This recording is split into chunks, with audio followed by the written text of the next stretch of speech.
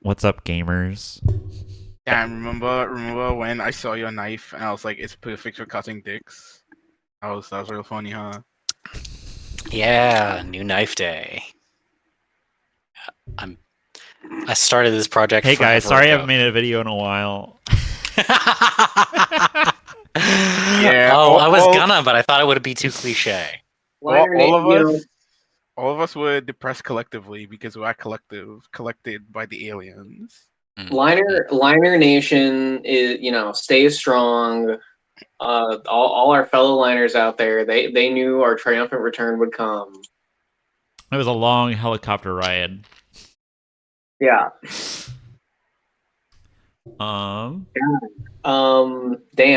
So we do quote first. Yeah. Quote first. Who wants to read this quote today? Oh wait. I had to fix the episode number. I fucked There you it go. up. There you I go. fucked that up so much because I copy and paste the last one and then I forget about it. I see. I will read this one. I was gonna nominate you if you didn't volunteer. Episode 9, Nonagon Zeros. The story itself captures us and prohibits us at the same time as it the story itself captures us and prohibits us at the same time as it frees us to wander and so first misleads us, inevitably drawing us from the us, thus only in the end to lead us necessarily, for where else could we have really gone? Back again to the us, and hence back to ourselves. Daniel Hortz, Understanding the Self, The Maze of You, page 261. This nigga tongue-tied me. I don't like you, Daniel Hortz. If you're wondering why there's a comma followed after a question mark followed by a lowercase b, that's just how it is.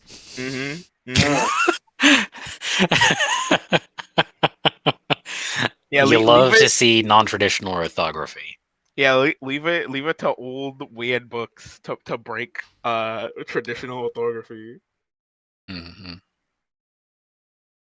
Yeah, anything that uses the word nonagon, you already know. You already know. Already know what?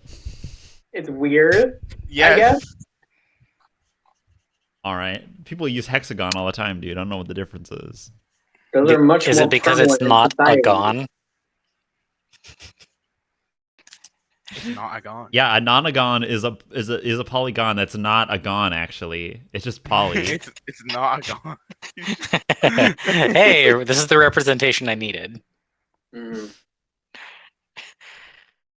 Cause like who cares about nonagons, bro? Okay. Only weird people. Recap now, right? Yes. Now it's the recap. Gamers. Okay. It's been rough out here in liner land. Last episode should be really good to well, it's a real easy recap because not a lot happened, but a lot was discussed. Yeah. Much was learned.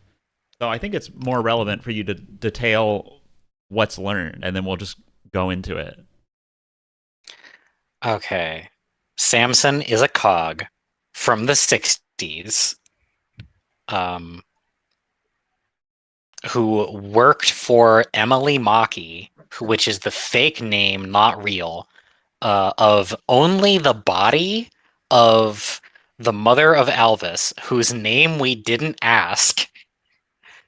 Or rather, we did ask, but that question got lost in the shuffle and she didn't answer us. Samson had kind of been trying to help us, or at least to figure out what we know and can do to try and maybe use us to get to this airplane hangar in the underworld that we were in. Someplace on Earth that is like a weird psycho zone. Yeah, see, in the Earth.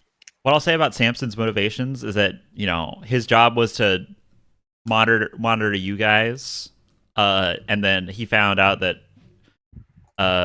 some bad shit had happened. He found out that his boss had gone missing, so he thought that maybe you guys would know where she's at because it seemed conspiratorial. Mm-hmm. Yeah. Mm-hmm. Yeah, he did have a briefcase full of notes about us, and it wasn't clear to me whether that was something that he put together after the nuclear bombing or if that was something he already had that was already being collected generally, and he just pulled together real quick. I'll say that that's your, he pulled your record and he has a copy of it. Okay. Alvas is around 90. Alvas may have been involved in the building of the cogs or the creation of those black nukes. And definitely was involved in the creation of the Mad Max spiky train car that was holding Emily in that underground hangar zone that we found her in. Mm-hmm. She's also, Alvis's mom. She gave us a thread to carry back to Alvis. And it kind of turns out that we were only able to jump to her because I ate one of those threads, and then she was trying to reach out to us at the same time as we were trying to reach out generally, and so that's what allowed us to jump to where she was and just completely sequence break like crazy. Yes, you BLJ'd into another dimension. Yeah. Yeah, that was at least a QPU jump. Mm-hmm. Once you got back in the real world, you were PU aligned. Right.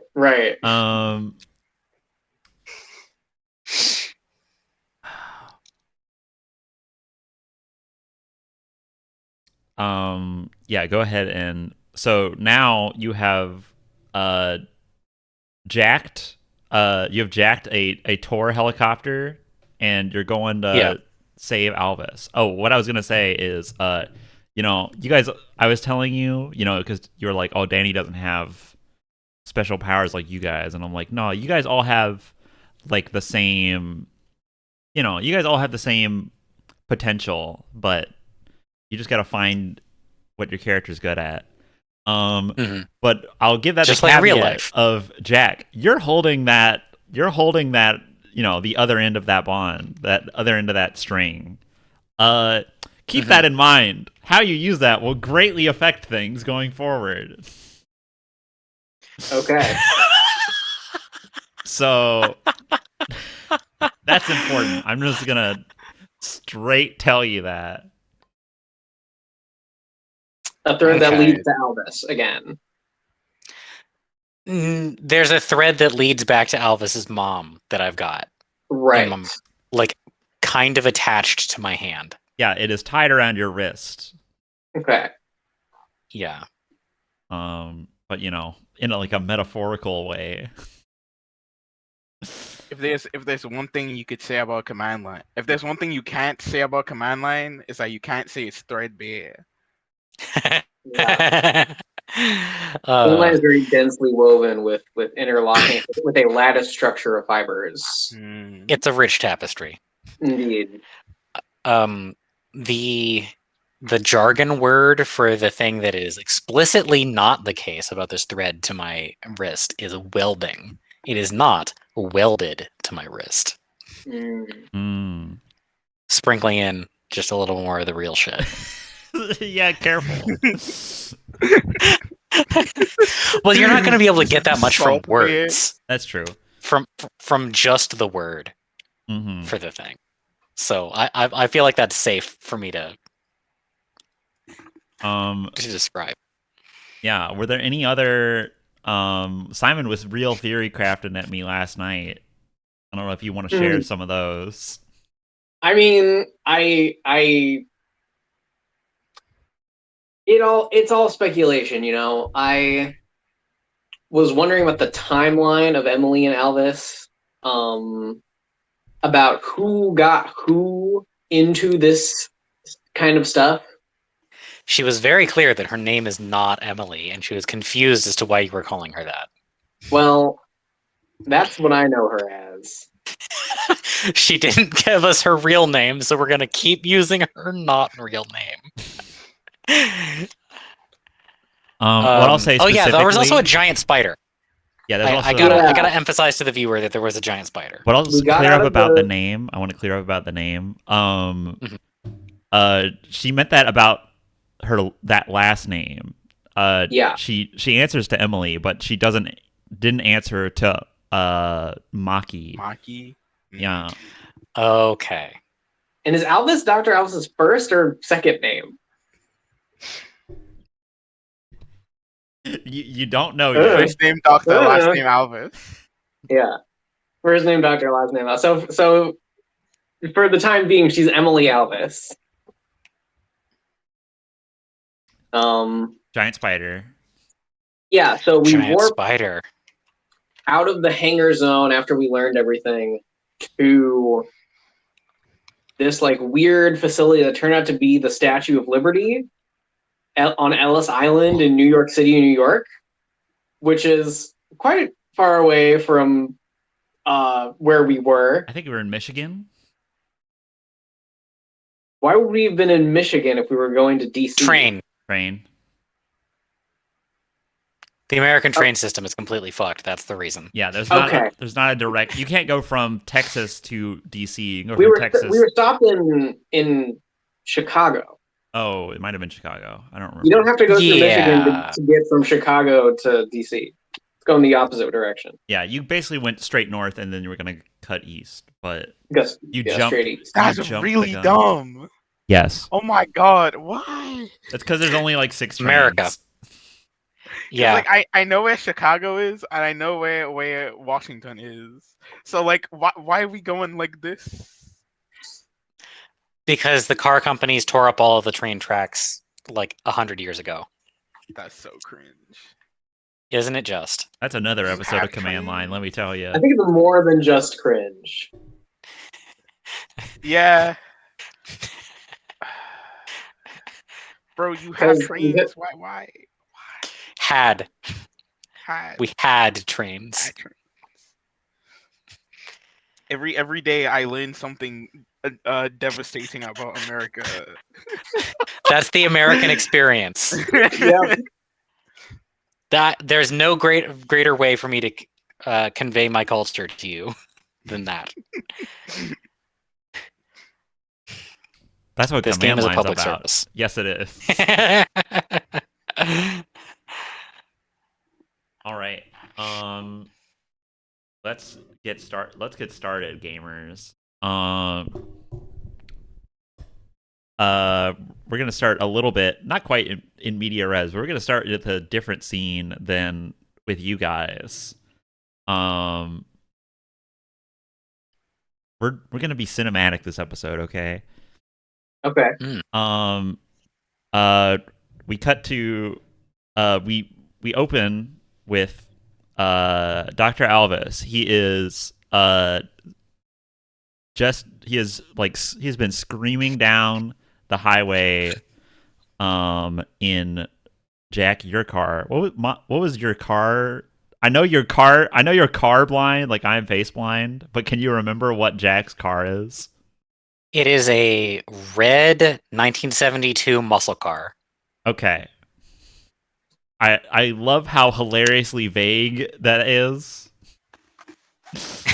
It's I don't know, a muscle car from that year. Yeah. Well, okay. So there's only like 3 companies who actually make muscle cars, so that narrows it down a lot. It is a 2-seater of some variety. It is not a convertible. There's this little like benchy, shelfy thing in the back behind the seats. That's not really a seat, but you can like put a 6-pack of beer on it. Yeah. Or a little you can Daniel. Oh yeah, or a little Daniel. Or a little Daniel. Those 3 companies. I want a little Daniel in my car. Dodge, Ford, and Chevy. I'm pretty sure those are the 3 companies. That's correct. All right. Well, I won't make you decide. But I have nothing to go on. Like, is it a Mustang? Is it a Charger? I have no idea. Impala. I'm saying words. words. This means nothing to me. You were correct with those first two. Impala is the car from Supernatural. Charger is the car from Burn Notice. Mustang is a kind of a horse. That's true. Yeah, and Harley Davidson Very is a good, mustard Papa. company. All right. Yeah. Free Colonel Mustang. So Free his eyes. He only did a little genocide. Only all of it. Speaking of genocide, And he was very sad. He was very sorry about it. All right, episode. Yeah. Alvas he tears it up down an off ramp, going into DC. He's a man on a fucking mission right now. And he's got his left hand, his mechanical arm like hanging out on the roll with a rolled down, your window rolled down. And he's what was in there? I think a hunting rifle and like a shotgun. He's probably got that like in that arm. Or no, wait, no. Yeah. What's currently? I don't have a holding shotgun, but somebody may have had a shotgun. Here's what's holding. There is definitely a rifle there. Okay, cool, whatever. You remember how he modified your windshield wiper? Yeah, your windshield wiper is holding a gun.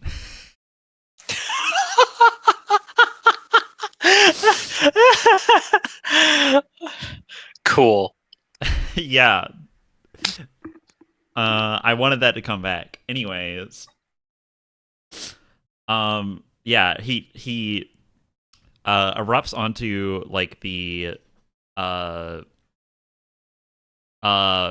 like riotous streets of Washington D.C. The He's city running into DC. Yes. Oh shit. He around like the city is like embroiled in smoke. You know, those black mushroom clouds have been like erupting everywhere. And they've like left the city in like an overcast fog. And like gunfire can be heard from like all over the city. And as he's like driving through the roads, like there's a bunch of abandoned cars, and like there are cogs in the street, and like some like there'll be like you'll see like a squad of like military guys where like 20% of them just don't have skin and are skeletons, but they're all moving in like a synchronous fashion. They're like rounding people up and like taking them hostage in like around like national monuments and things. There's like small pockets of resistance where there's like, you know, there are still humans in the military, and they've like set up makeshift barricades, but they are you know, they're a lot softer. Mm-hmm. Alvas like veers and drifts around a corner, and when he does, we like transition into a memory where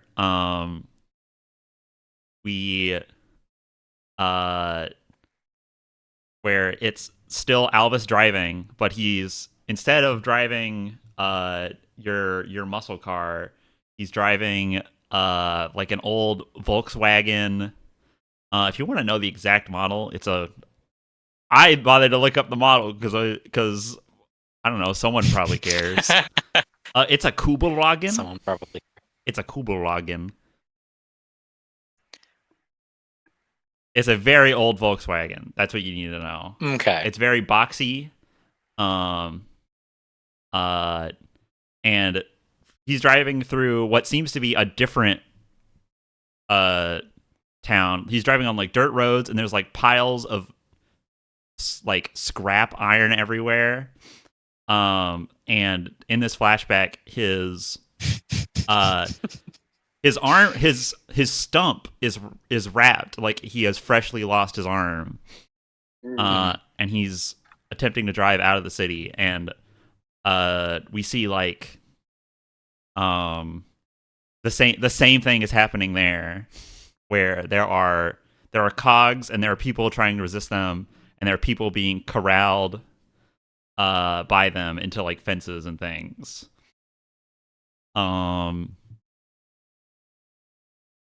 Not non-diegetic, non-diegetic because like you guys aren't seeing this, but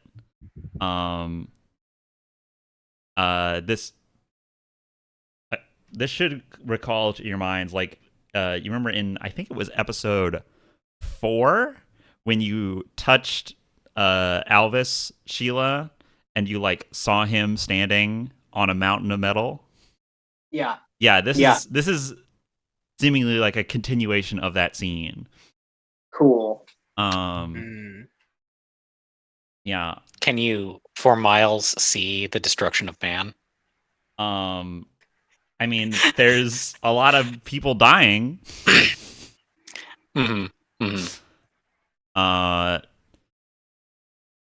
Yeah. That's also like in the daytime. I have a hard time whistling tunes. Tarvik apparently has a hard time whistling tunes. Yeah.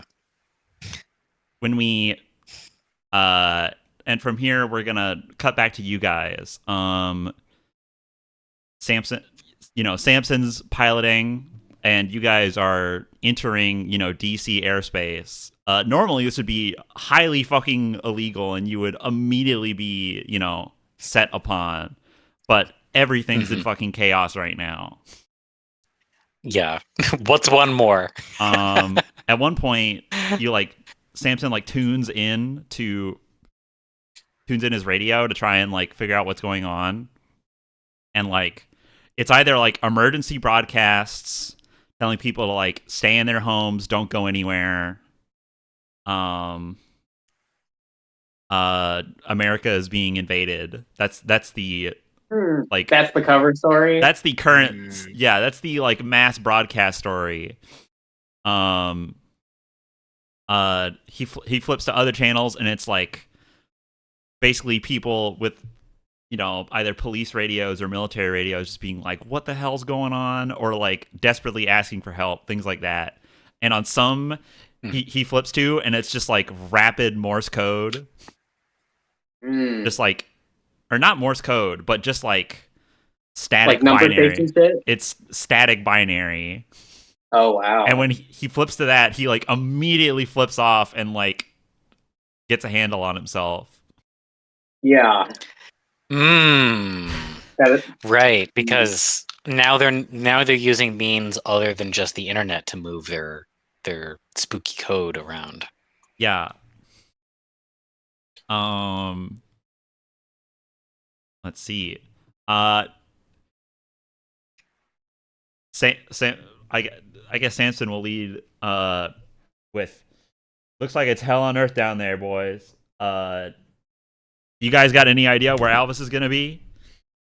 You guys were originally trying to like link to him or whatever to like track him. Yeah. Let's see. Go ahead and I don't remember what your role was, but I'm just gonna assume it was successful. So, who's got that read?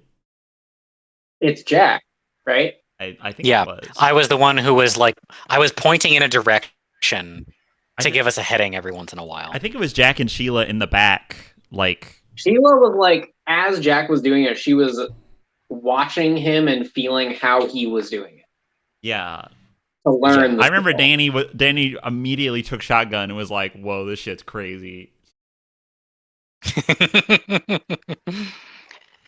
uh, Sheila, how's that wine doing, by the way? Oh, it's done. The bottle is empty. He has yeah. Jeez, it must have been at most it's been like 6 hours. Yeah. Oh, it's You drank a bottle of wine in 6 hours. yeah. Yeah. I mean, you had a little. Okay. Um, I would have, yeah.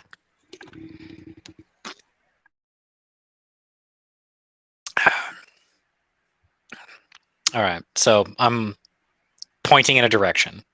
Mm-hmm. Or oh no, that's right. It was a 12 o'clock high reference. I'm giving him clock face directions. well, Right. okay. Sure. Trying to find you guys a good. It was a TV show in the 60s. It was on the thumbnail. Come on. Yeah. Oh, that's right. I recall. Oh wait, it was like a whole franchise, right? There was a movie, and then there was. Okay. Anyway.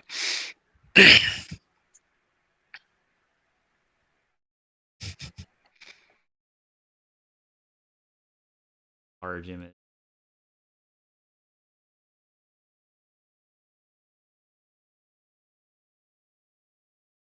Sorry, I'm getting a map of DC. I was getting a map of DC, but DC turns out DC is a little too big to be a video game mini map. Hmm. Yeah. So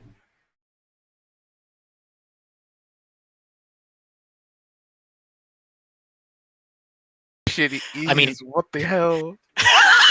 yeah, Washington DC is just a perfect diamond. And it does look Dude, like it's- some it's sacred the- geometry. Oh my god. Oh my god. It's the diamond in the command line thingy that's on screen right now. That's Washington DC. It's all planned from the beginning. Well, yeah. I'll look that full size. Yeah. Okay. So That's really cool though, I'm not gonna lie.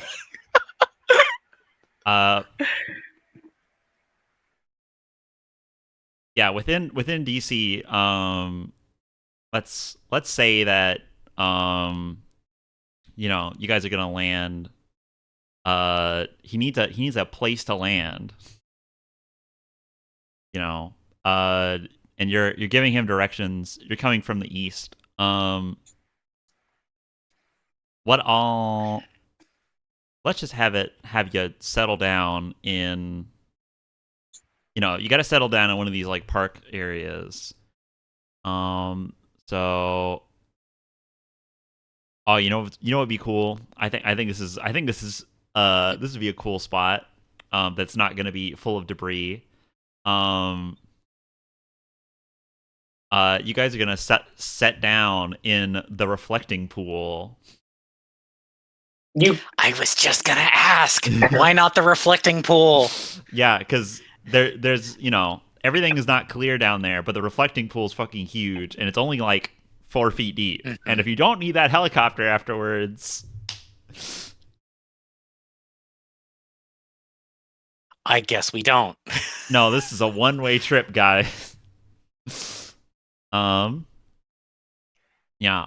So I'm gonna say that you guys land in the Lincoln Memorial reflecting pool in the middle of like all this shit. It's smoky, like the plate. Buildings are on fire in the chaos. So the city is like you have limited visibility. You could probably see like a block before things get very hazy. And you could probably see like fire or gunfire or whatever from like a few blocks. But it's kind of like errantly coming from all around you.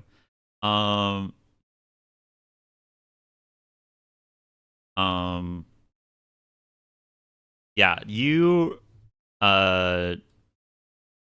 Jack, you would know, I guess, if you're tracking him, that Alvas, he's going to be across the river. So behind the Lincoln Memorial, there's a bridge. So you're going to need to cross that bridge and then just go a bit south. So Okay. got a little bit of hoof in it to do. So Oh, but we are right next to the river. you are very close, yes. Like, if there wasn't smoke, you could see it. If there wasn't smoke, you Yeah. could probably see your destination almost. Other than the fact that the Lincoln Memorial is like kind of in a divot, but whatever. If you had a ladder and you were 10 feet taller, you could see your destination. Okay. That evens it up. Yeah. Okay. Um, That's not bad. I've walked there. let's see. Can I eliminate? No, I can't get rid of that. I was gonna say, can I give you a Google Maps with no text? But unfortunately not.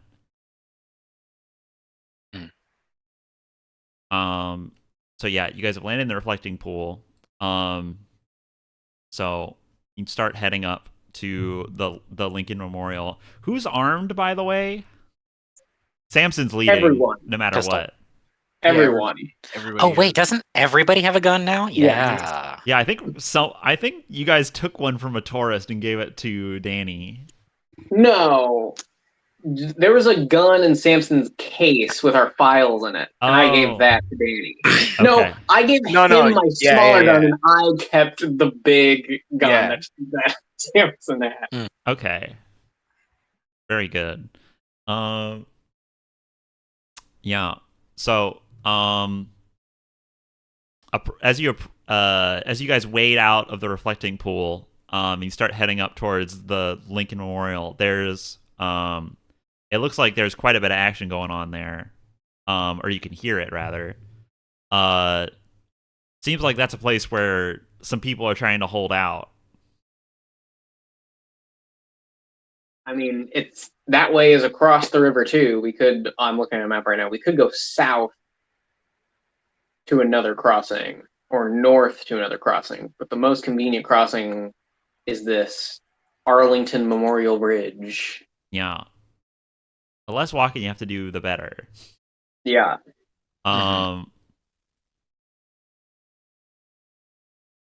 Yeah.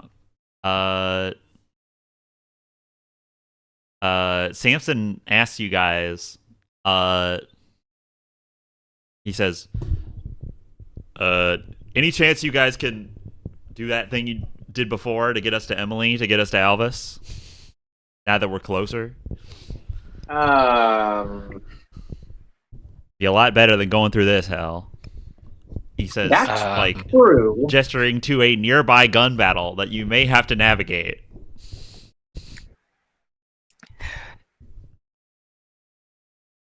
I can try it, but I don't know how that's going to affect this thing.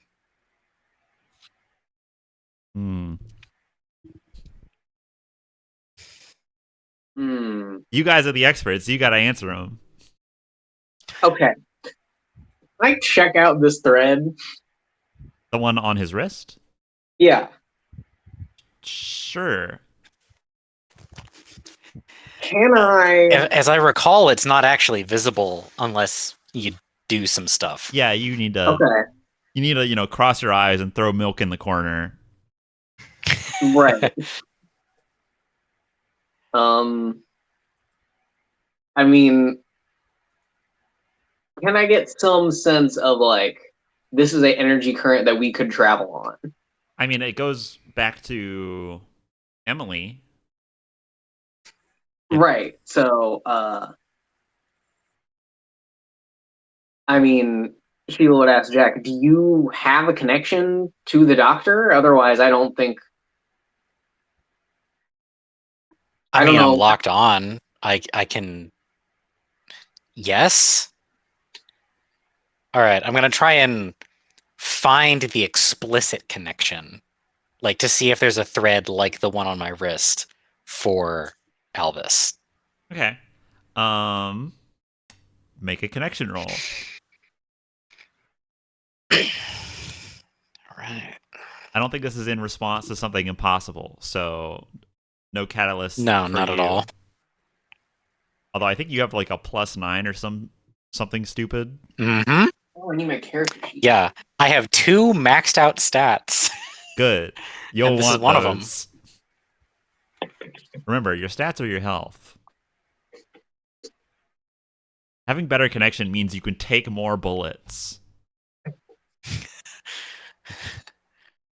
Okay. All right. 13. Not the luckiest of numbers. So, what I'll say is, so Emily gave you, she gave you one end that is gonna, do with as you will.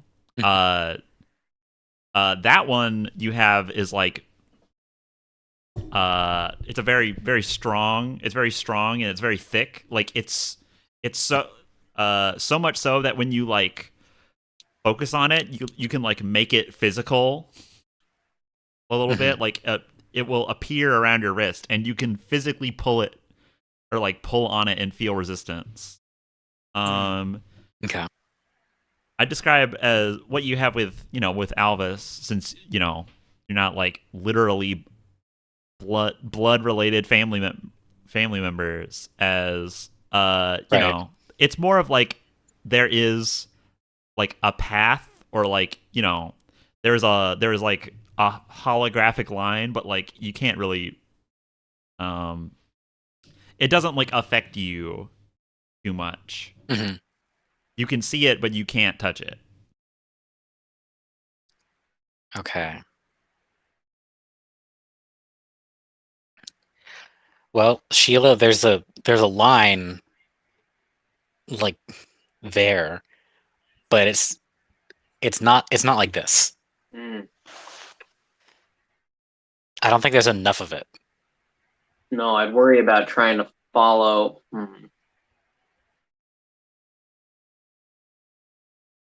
Can I try to touch it? Sure. Whenever you reach out to touch it, it's like a hologram. It like kind of, your hand being in the way like destabilizes it a little bit. Okay. Can I It's very feel misty. like how strong is the current? Oh, the current of Jack to Traveling through the line? Yeah. from Jack to Alvis, or from Jack to Jack Alvas. very little. I would compare it to like the passive electromagnetic pull of the Earth. Okay. Or like on a big scale, if it was that big, obviously it'd be a lot of energy. But this is just like a very local thing. Yeah. I think Sheila would just say, like, I don't think there's enough. I don't think we can ride this. Or at least I don't think I could muster up the energy to pull us all through. Yeah. What I'll say is that like, once you guys landed and were in the thick of it, like Jack, you can't like see where Alvis is anymore. Whenever like everything in the city has like, there's a lot of interference. There's a bunch of psychic noise coming off of everything. Yeah, there's a lot like of people dying. Definitely psychic noise. Yeah, very psychically noisy. So you return to Samson a negative on that. Yeah. Yeah. Oh, Correct. So this is gonna have to get, you're gonna have to get physical with it. You approach, Which has worked out for us so well so far. yeah. What I'll say is, around the Lincoln Memorial, there is like a park.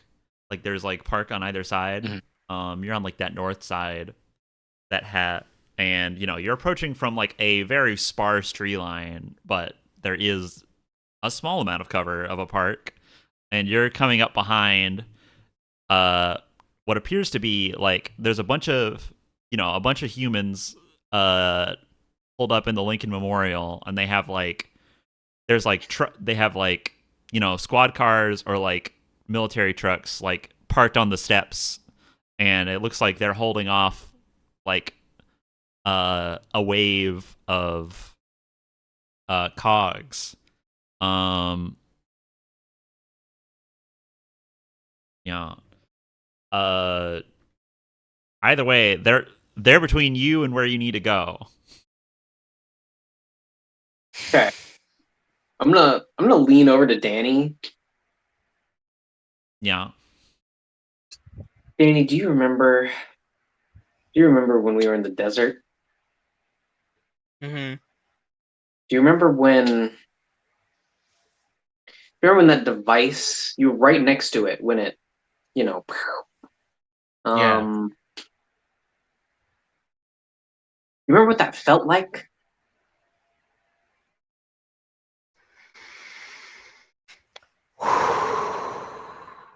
Okay, good. What if I feel like there might be, what if you were able to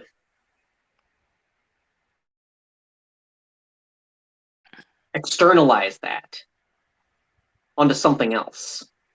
You understand? Do you understand what I mean? In I attempt to, yeah, I see what you're saying. I'm just wondering, because I know. Look, I'm just trying to, you know, help you along a little bit because things are getting hairy out here. I want you to have all the tools in your tool belt that I know you possibly can, and I know you like to be Mm-hmm. prepared. Something to think on. Something to think on. Work on that if you want.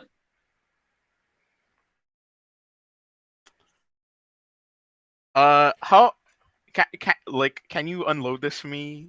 You have like a regular pistol, right? You gave me like a regular pistol. No, it's a revolver. Oh, you gave me a revolver. Okay. Yeah. I take out one of the bullets. Yeah. Okay. Okay. Uh, I want to I want to basically infuse like that feeling I felt into this one bullet. Okay. Let's fucking go. And then I'm going to ask, how loud are we willing to get right now? Oh, I mean, Oh, severely. yeah, you are in a war zone. I mean, Okay. we'll Like maintain our own safety when we can, but do we I don't want think to we can get louder than all of this. No, I mean do we want to maintain stealth or like No, this is a snatch and grab job. okay, all right. So I unload all the other bullets. I put them. What would be a safe place to put? I don't know. Your in your pocket. pocket. Yeah, I guess. Yeah, I guess in my Bullets pocket. are basically inert unless you smash them with a hammer or light them on fire. Yeah. Okay, It takes a considerable amount of force to activate a bullet. cool. This is my bullet. This is my bullet. Don't Okay. get caught on fire. Yeah, that'd be bad. I'm remembering when that explosion happened, and Yes. I am trying to infuse this bullet with that remembrance I have. Okay. Roll separation. Okay, that's the lower of my stats. My two high stats. Okay. What's your catalyst? Yeah, what is your catalyst? Whatever bonus you can get. I think it's something about like I don't remember. High pressure situations infuse me with an alien level of. I'll take it. Okay. Yeah. All right. Doesn't get much more high pressure than this so far. Yeah. Yeah, high pressure. First time in a firefight. Mm-hmm. All right. It's not very good. It's not very good. It's not very good. Here's what I'll say. You guys are more magic than you think. So 11. Sure. I'll say that. Here's what happens. So from like you hold it up like in front of your head. And Sheila, if you're watching this, I imagine like Danny is like focusing with his eyes closed or something. And Sheila, if you're watching this, out of his forehead comes like a black like digital fog that like goes and then like wraps around the bullet, and then it is like giving off like a bit crushed like PS1 effect looking black fog. Okay. And then, you know, Danny, you open your eyes, you can also see that. That's what I'll say happens. The gamer chair rolls. All right, that's what it does.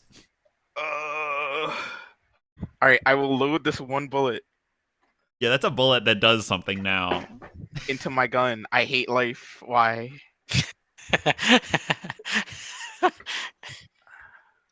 Listen, if you visit America, I'm sending you home with a fucking gorilla pod. All right. I don't know. I don't like spending money. I should buy a webcam though. Like I just should buy one. Oh well. Yeah. Well, Danny, do you wanna lead in this combat round? Yeah, let's fire that bullet towards towards that mass of cogs. All right. Samson is gonna be creeping up along like a low wall. There's I'll say that there's like a squad of like 8 cogs that are like, you know, they're distracted and they are like basically just standing like Terminators shooting at guys in cover.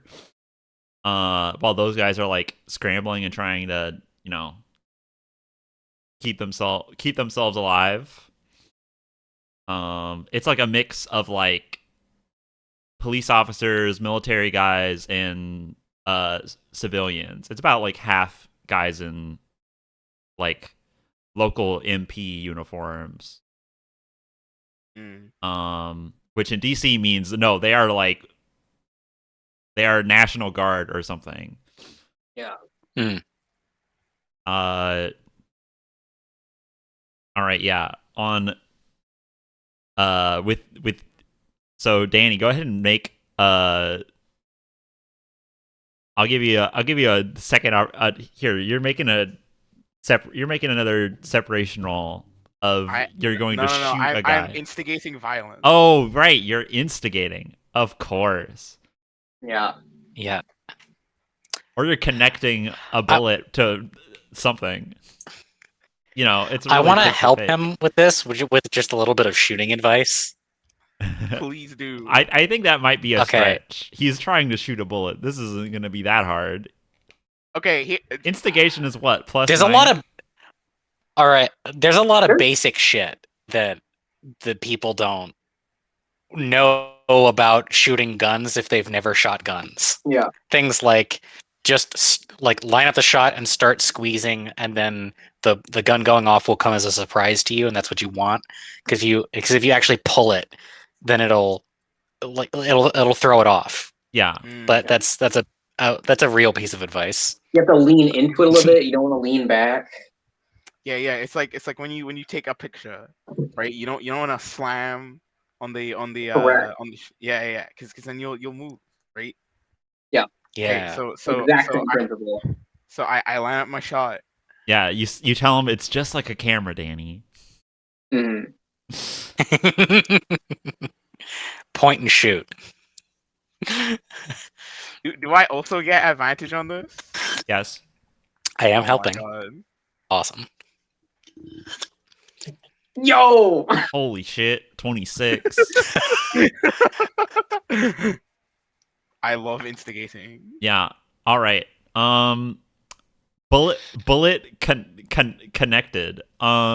Okay, so you shoot one of those cogs that's like bare, that's like the bare metal. Mhm. From 30 paces or so. There's a so Danny, where did you want to hit him? Chest area. Chest area. Okay. Big The glowing core? purple bit. Yeah. Yeah, they have their back to you. But yeah, you hit something in there. that like causes here's what I'll say. You hit it with the bullet, right?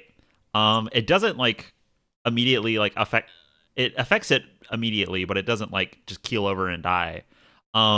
Instead it like slumps over standing, and that like purple light inside of it like shuts off. And then it starts like blinking rhythmically. And it comes back in like this happens over the course of like 4 seconds. And then it comes and like stands back up, and its core is glowing red. Oh. And then it just like grabs the thing nearest to it, which in this case is another cog, and just starts like ripping it apart. Oh my god. Oh god. Yeah. Not the effect I was going for. We take it though. Yeah. Well, Samson did, like, I wasn't going to say anything, but Samson did explicitly tell us that when the bomb went off, all of the cogs in the area went nuts. Oh shit. That's fucking crazy. Oh man. Hey, yeah, wow. Can I tell you something? This is how systems driven my brain is. I forgot that Samson said that. I was just like, okay, what would happen? Oh yeah, okay, this would happen. Mm-hmm. It just worked back to the same conclusion. That's good. That's how you know the logic is solid. Yeah. Yeah. Apparently I just checked my math live.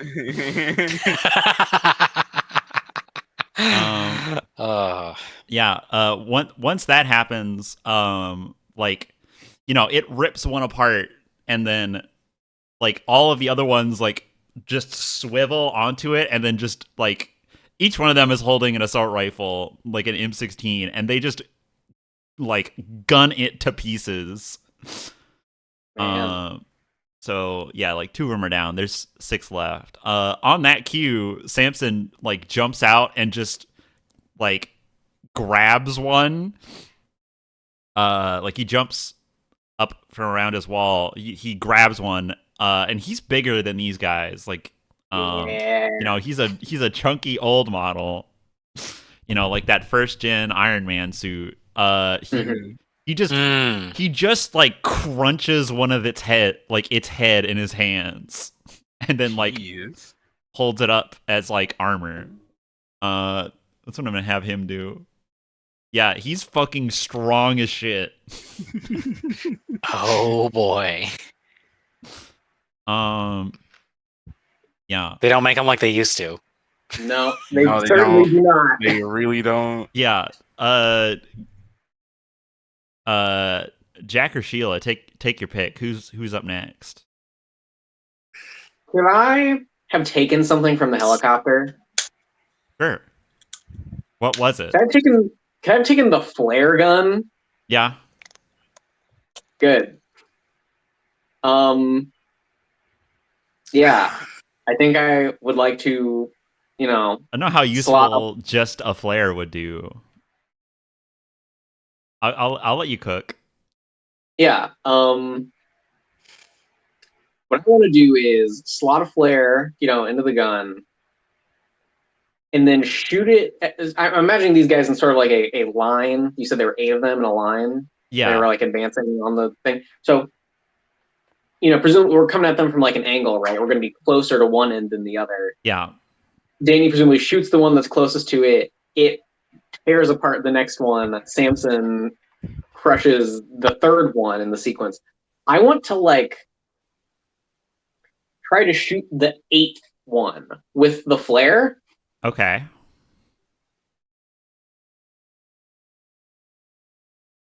That is what I would like to do right now. Okay. Just with the flare.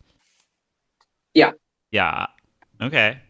I mean, I was thinking that I'm thinking that, you know, a flare is not going to do any damage, so I hope you got a follow-up plan or something. I mean, my thought is that, okay, there's been one gunshot in a sea of other gunshots. That's probably not gone very noticed. But a flare going off would be, and if the rest of those guys look in the direction that that flare goes off in, we will be behind them. So we will like maintain the element of surprise for a little longer, maybe. All right. What do you want me to roll? This definitely isn't instigation. You're trying to prevent instigation. Yeah. That's separation, I think. Yeah, separation is a stealth roll. We're trying to separate their attention from us. Yeah.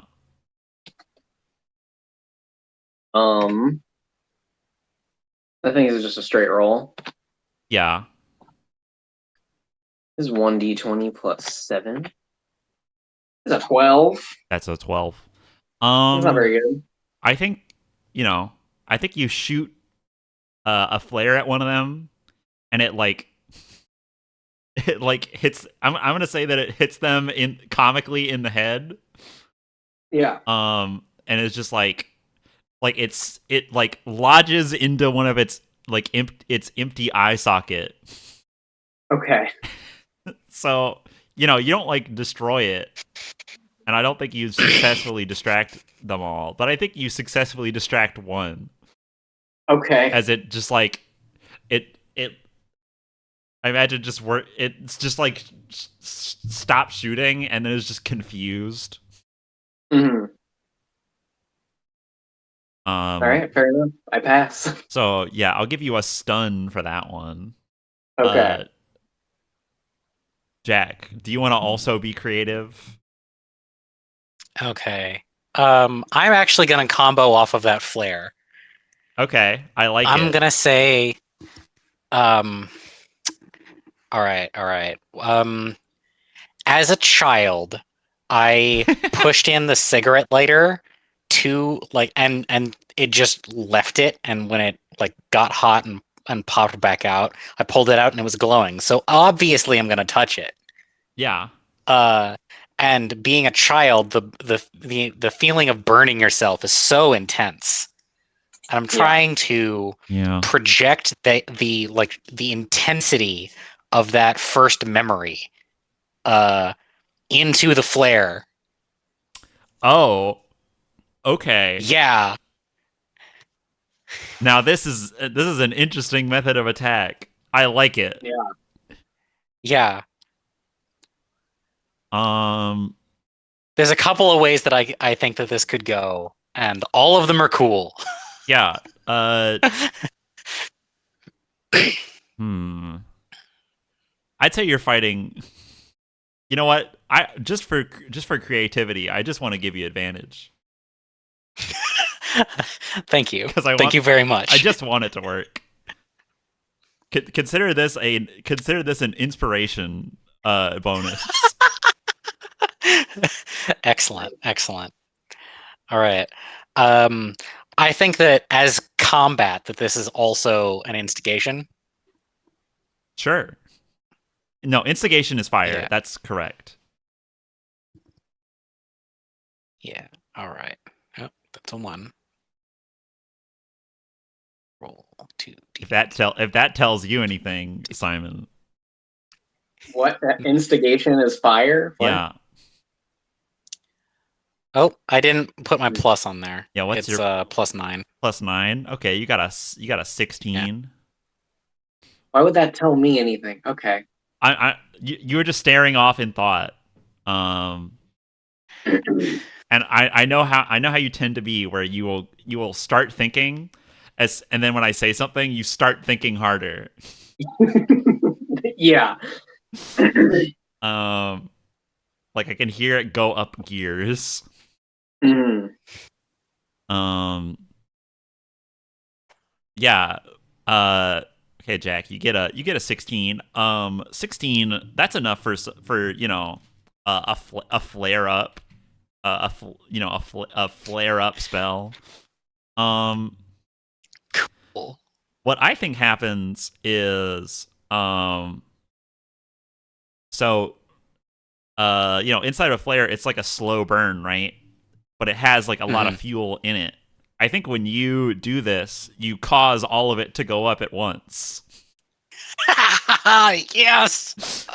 So the whole flare, instead of just going, it just like goes off like a hand grenade inside of one of this thing's skull, and it just like fragments.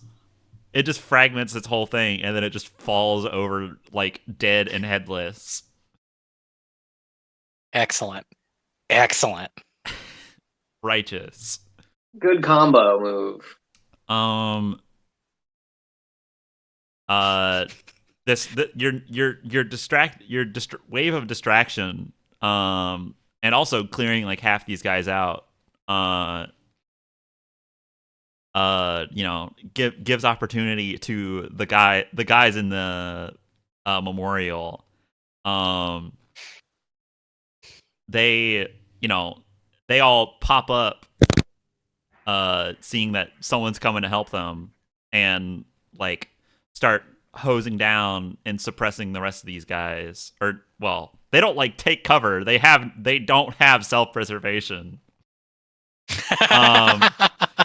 But they start to like get set off balance, and then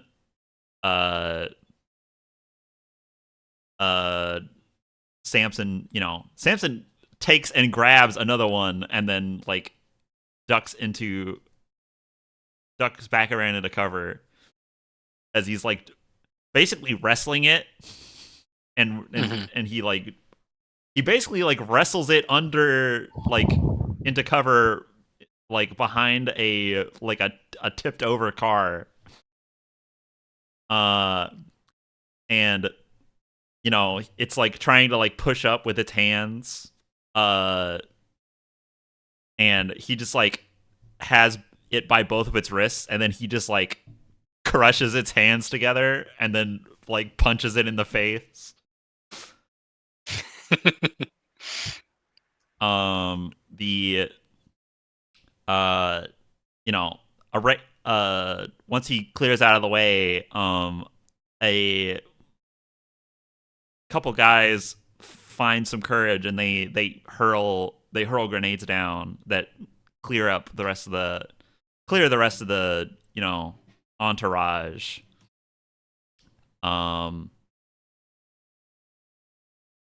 The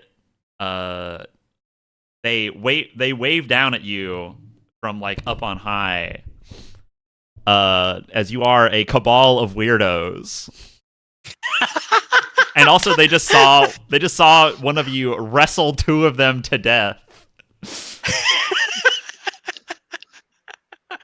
These things that rip car doors off. Oh man. Yeah.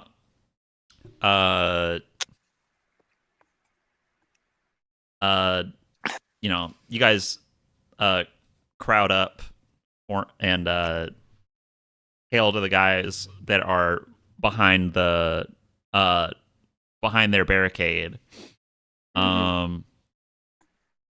When you go back there is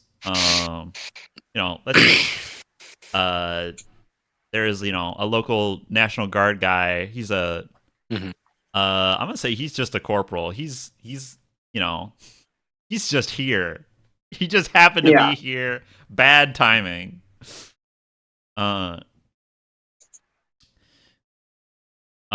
He's like, are you guys? He's like, he asked Samson like, are you guys all right? Do you need do you want to pull up here?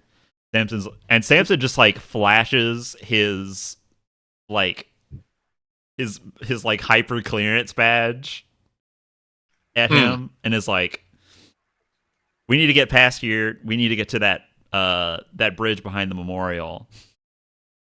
Do you have a car?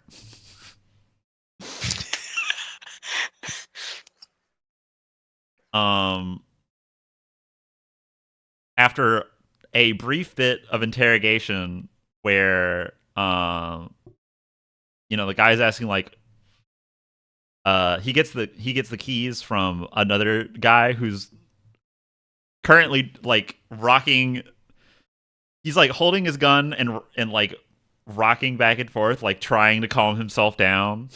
Because when you're in between, considering he's in between waves of death robots, he's trying to he is now in the stage of questioning, like, wait, what the fuck is going on? Yeah. The corporal asks him, "Are those Chinese?" Oh, yo. While this is happening, I'm getting me one of those M16s, and I'm looking for a fresh mag. Yeah. That's good. Hey, let's scrounge a little. Guess what? All those cogs just dropped them. Yeah. Awesome. Yeah. Big gun. I'll say that they're not the magazine fed. They are just fed via belt. There's just a chain going into it. Gotcha. Oh my god. I think you can just do that with basically any gun. No, probably not, but who cares? Whatever, it's modified. Who gives a shit? You could like custom do it. Yeah, who cares? Yeah. All right. Done. Cool. That's so cool. Got him. Yeah, you just like rip part of the chain out of one of these. You probably got like 70 bullets, which is like nearly 10 pounds of bullets. Yeah, that's that bullet. Yeah. Large caliber ammo is heavy. Yeah. You know,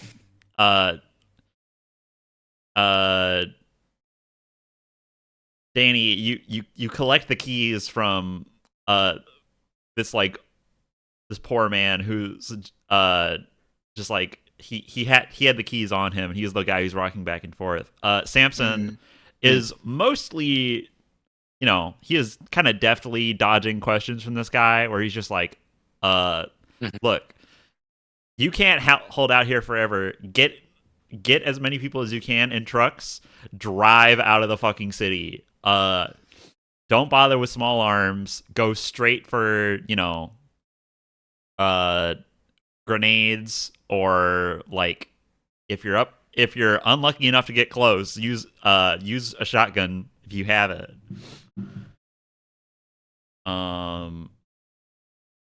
But yeah, don't let them touch you. And they're one more thing that Samson throws in there is that he says, if you don't put up a fight, they'll try to take you alive. Know that you do not want to be taken alive. I think Sheila would like holler over as he's like explaining these people. She says they're highly susceptible to psychic attacks. Yeah, you know, you can throw that out there. Yeah. Amazing. Yeah.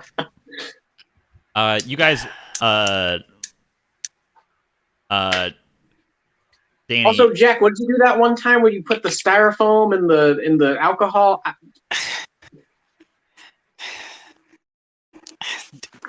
Don't worry about it. Yeah. Let's just fire didn't work anyways. Mount up. Yeah, it actually did not work very well. It was really more of a distraction. Fair enough. Yeah, Samson just likes having Hang skin. on. Yeah, hanging on. Was that true? No, I think I fucked up one of the big ones. I don't remember how how well it went. I think they were oil barrels, and you like blew up an entire cave. They were video game red barrels. They were exploded. They were described as video game red barrels. Yes, which you just tilted over and then threw Molotovs into a cave and ran. Was that not me? I thought I did that. Someone did that. I started a fire and you made it worse. I think that's how it went. And then we pushed the thing into the pillar. Yeah, that was in the OVA. Yeah, in the cave where my parents got. Oh, and then there was a rainbow fire tornado. Right. Yes. Yeah. that was like That was crazy. it was like a jet that was coming out of all the cave entrances. Mm. Yeah. That's kind of how jets work. Sure. Yeah. You know, air intake through one cave entrance and then fire shooting out another one. You know, classic blast furnace. Yeah. You know, people from the memorial start to get moved out into like squad car into like riot cars. You guys are given the keys to a car, Danny, when you push like the the alarm button on it, make it go beep, beep. It's one of the cars, it's one of the trucks like turned on its side for cover. And Samson just goes over and like Halo 3 flips it back to upright. He really is a fucking Spartan ass Master Chief, isn't he? Oh my god. Mm. I remember in those games you could like flip it so hard that you could kill yourself. Yeah. You like hit yourself with it, and Especially like the tanks or whatever, because it's just Yeah. like it just like apply 1,000 units of force to flip it. Okay. Yeah. Climb in, he says.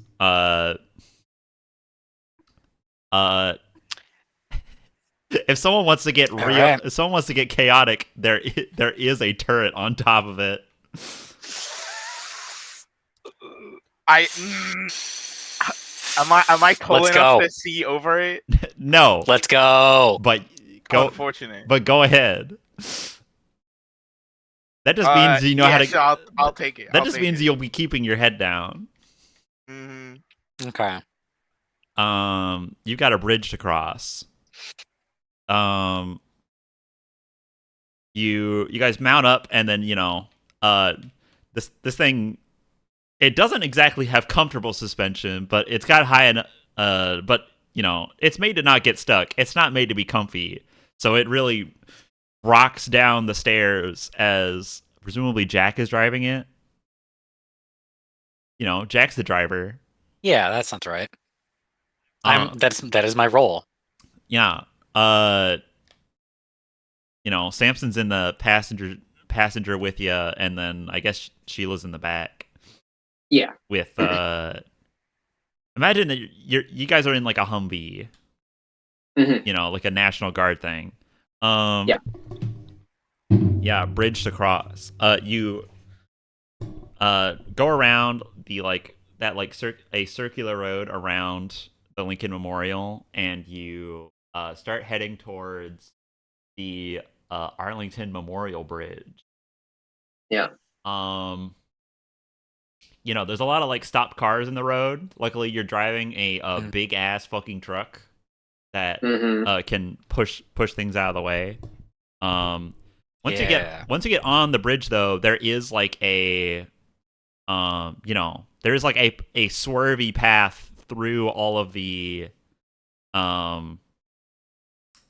what's it called? Through all of the like abandoned cars.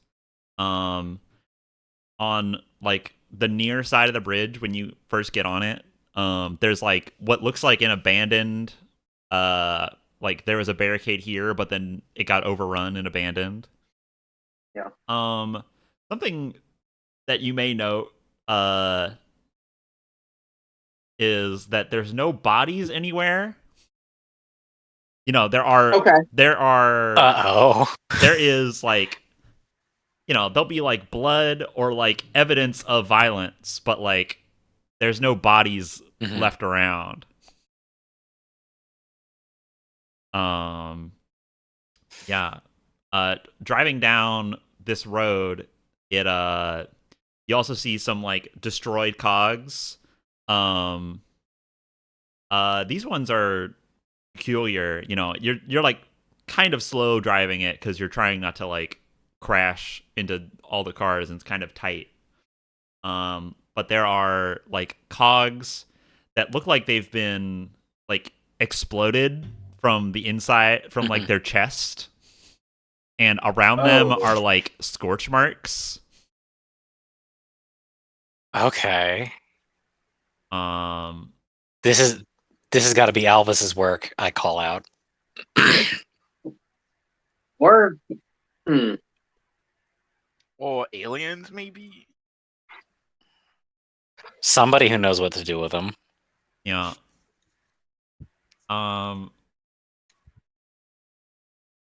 Let's see. Yeah. As you you cross the bridge without without much in the way of event. There is, there's a couple of like stray cogs that are like half destroyed, but I imagine Danny gleefully cuts them down. so this bridge is not very. This is a very normal looking bridge. Yeah, it's very flat. It's like, it's got an arch on the bottom. This is like a bridge that you would build in Minecraft. If anything is impressive about it, it's the fact that there's no like suspension on top. It's all supported from underneath. It's just fucking sturdy concrete blocks. Yeah. Not concrete, it's like fucking stone. Anyways, you exit the bridge on the other side and take a left turn onto the road. Where it opens up a little bit more. But it's got more lanes, so you can make a little bit better time. And you drive down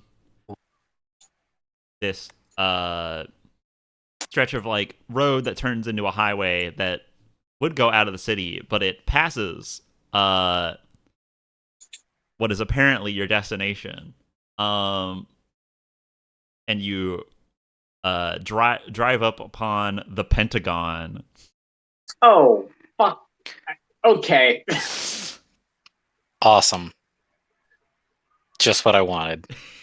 Yes. Yeah,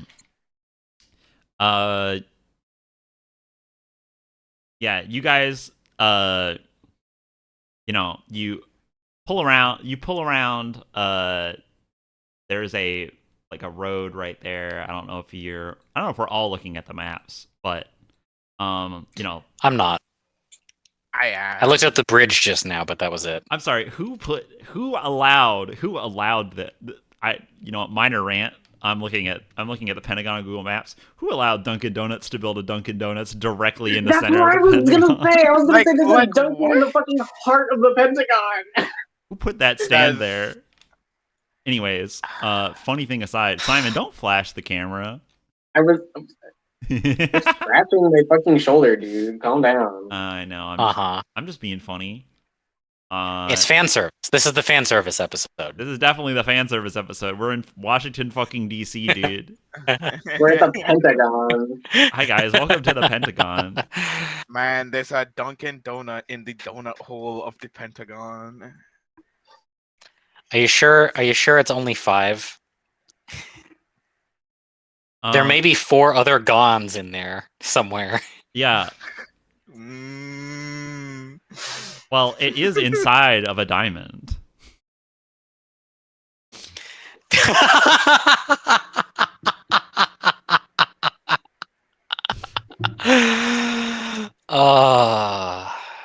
Nonagon zeros. Anyways, you head into you pull up to the front and you're probably about like 100 meters away. You can see that there are like cogs standing out front in defense. Yeah,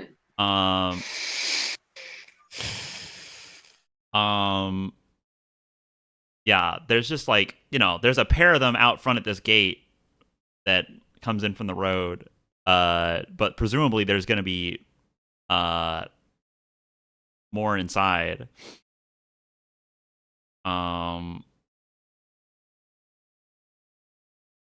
Yeah. How do you guys want to handle this? I mean, you are in a military truck. I did give you a high caliber machine gun. Yeah. Where's the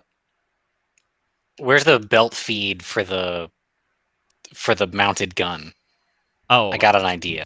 I mean, it's coming out of like a huge box that's attached to it. But I can touch it. Yeah, you can touch it. Oh Okay. shit.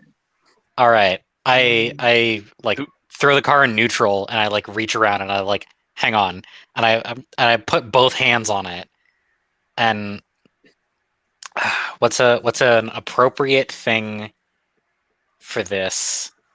I see you. I see Okay. you doing that, and I ask you, do we want allies or do you want to kill shit?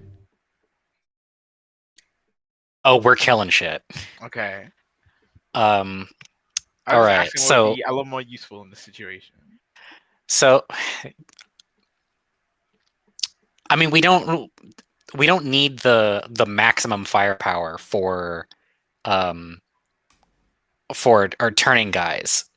There's a good chance that the gun by itself will probably do it, but I want to see if this works. Because if this works, then I'm gonna do it to the belt on my own gun when we get out of here. Mhm. Okay.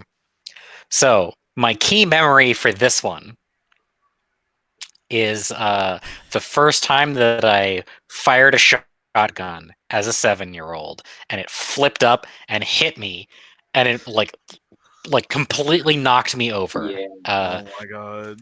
Yeah. It's like a big thump of an impact. That's what I'm trying to affix to these bullets.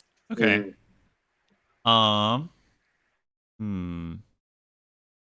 Yeah, I think that's gonna be, you're trying to like basically add mass or like add like phantom mass to something. Phantom mass. Phantom mass, ghost weight. Well, your ghost weighs like 60, like 12 or 14 ounces. So, when you die, you lose about 3/4 of a pound.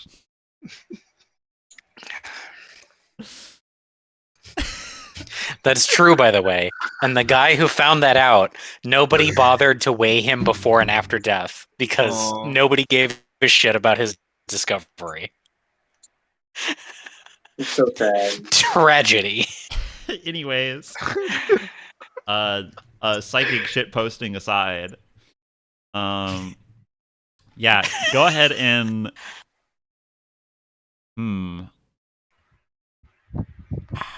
I'm gonna say that this is you're connecting some mass to it. You're affixing mass. Yeah. So I think this is a connection roll. Okay. Everybody's a bard if you try hard enough. Mm-hmm.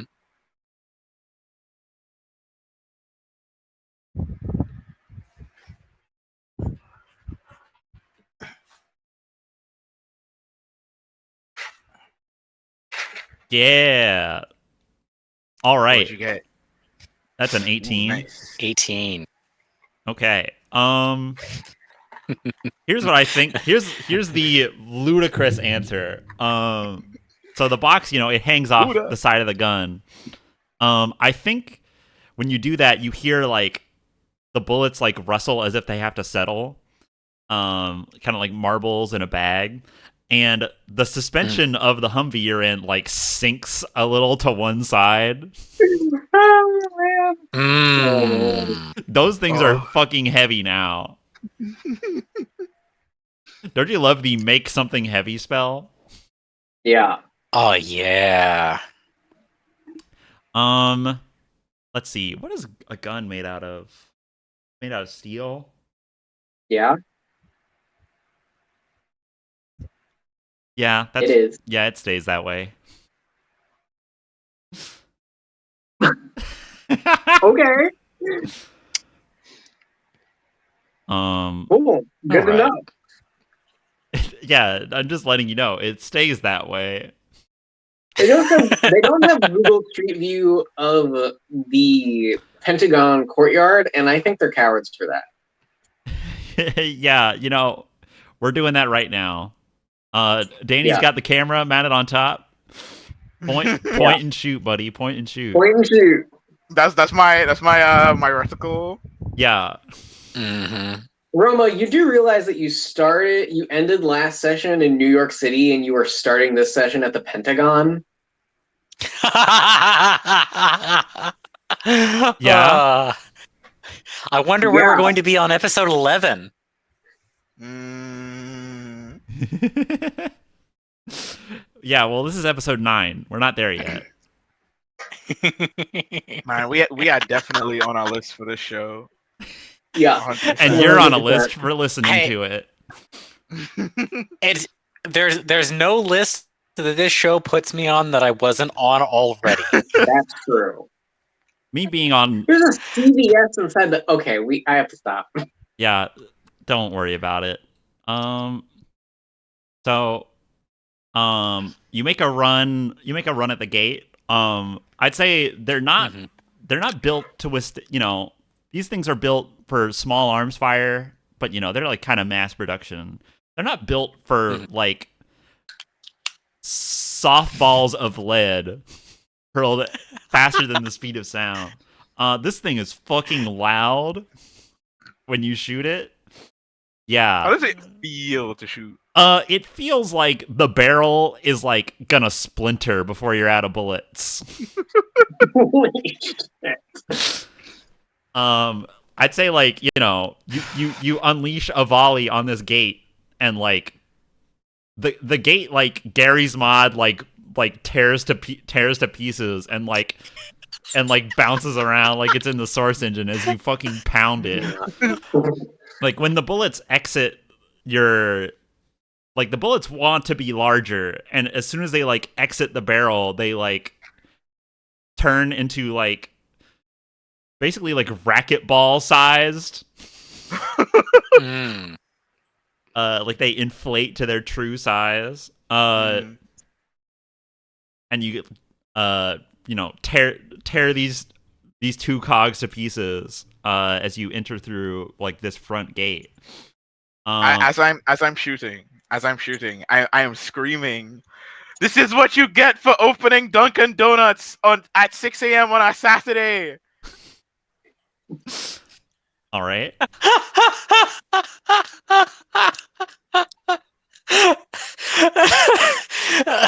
Danielle's communications are lost on me. On Google Maps, right? You know we were talking about that Dunkin' Donut. Yeah, apparently it opens at 6. It opens at 6 a.m. on Saturday. Why? Yeah. When you finally let off the switch to fire this gun, yeah, like the gun barrel was like 2 feet long. Now it's like 6 inches long and shredded at the end. Oh my god. You're just eating for it. But you roll through into this like front parking lot. And you see like there's a lot more where that came from. There are cogs like they start to like come out of the building and they're shooting at your truck. I imagine you like swerve off to the side. And Samson like he's sitting in the passenger seat, but he like whenever you come to a stop, he like pushes you, Jack, like out your door and is like, "Get down." And he's because it's like the glass is bulletproof. It's not spray proof. Yeah. Not suppressing fireproof. So like it starts to crack. I imagine you use up. I imagine Danny is still screaming about Dunkin' Donuts as he just keeps shooting until the gun like launches most of its mass like at them, and you make some holes in what seems like a whole other squad of 8. You probably like knock them down to 3, but you guys get pinned down. Samson starts he starts to try and get a handle on the situation by like turning to you, Jack, and he starts to like say, "Okay, I'm gonna go forward, I'm gonna wrap around these cars, and then you guys are gonna," and from there you hear like the screech of familiar tires, and from like the other side of this parking lot, there's a second entrance in the back. From there, you hear let's see, what tape was last in that car? Oh, it was Pawn Hearts. Anyways, you hear that? That was the last. Yeah. Okay. You hear like that second third of Man-Erg playing, and Alvas comes like fucking, he like Tokyo drifts while he has his arm like outside the car, and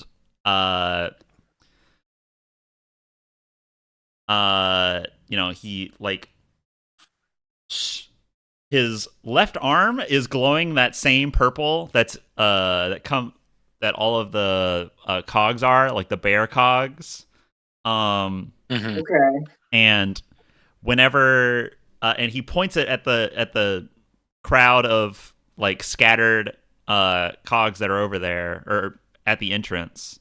And out of you see like those three fingers like spinning, and in the middle of them is that like purple glow, and out of it comes like a lightning bolt that like shoots and like rips through the cogs, and then like inside their chests, like that like engine like overloads and bursts.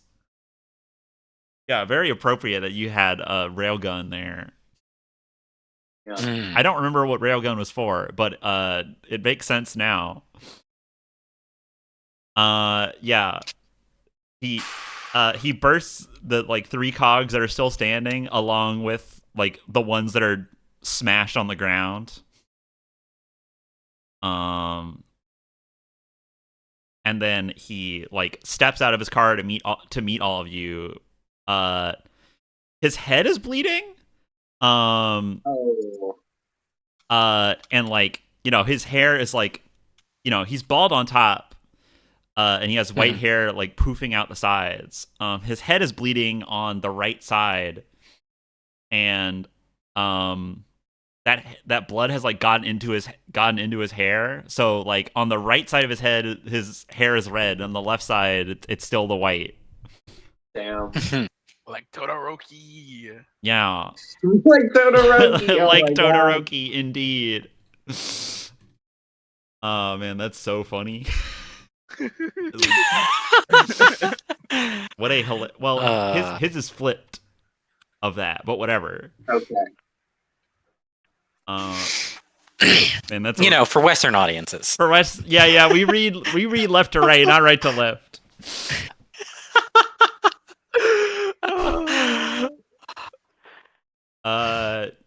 Okay, yeah.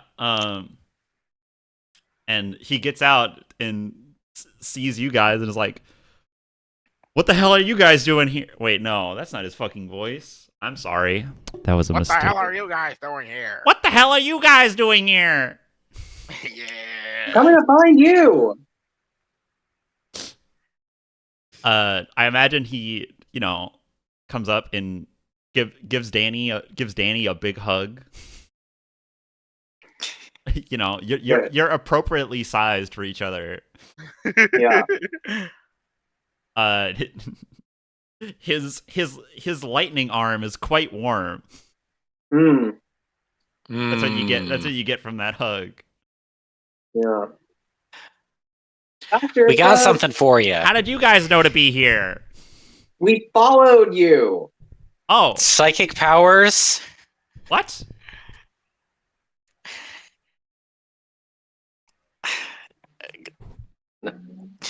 Anyway, I got something for you. What do you have for him? So I like reach into my jacket and then I pull out like a hug, and I like go in for one myself. Yeah. Hugs all around. Yeah, Except for hugs all the around. big guy. Yeah. Who are you? That's Samson. He's a fellow truth seeker.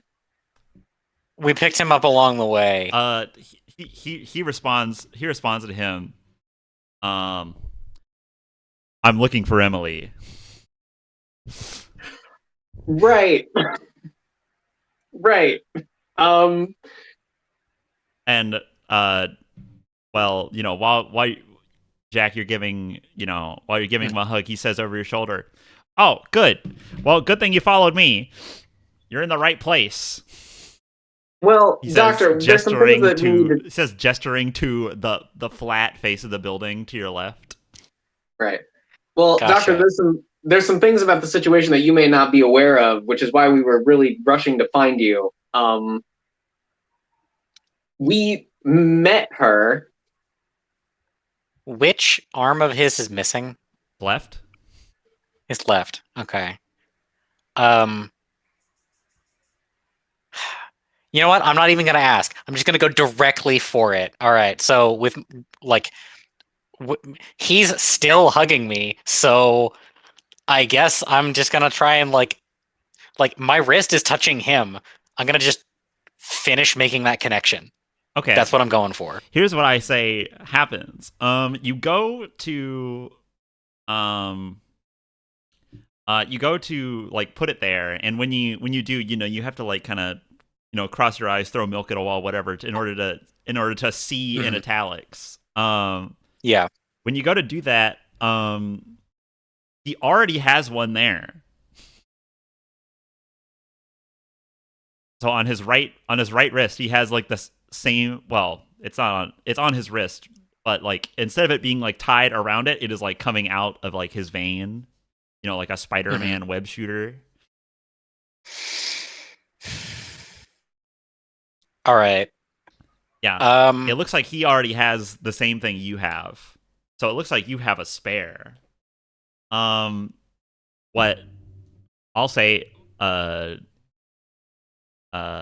says to you guys, yeah, after you guys left, he says with a shrug, Yeah. We pulled into that station, and all the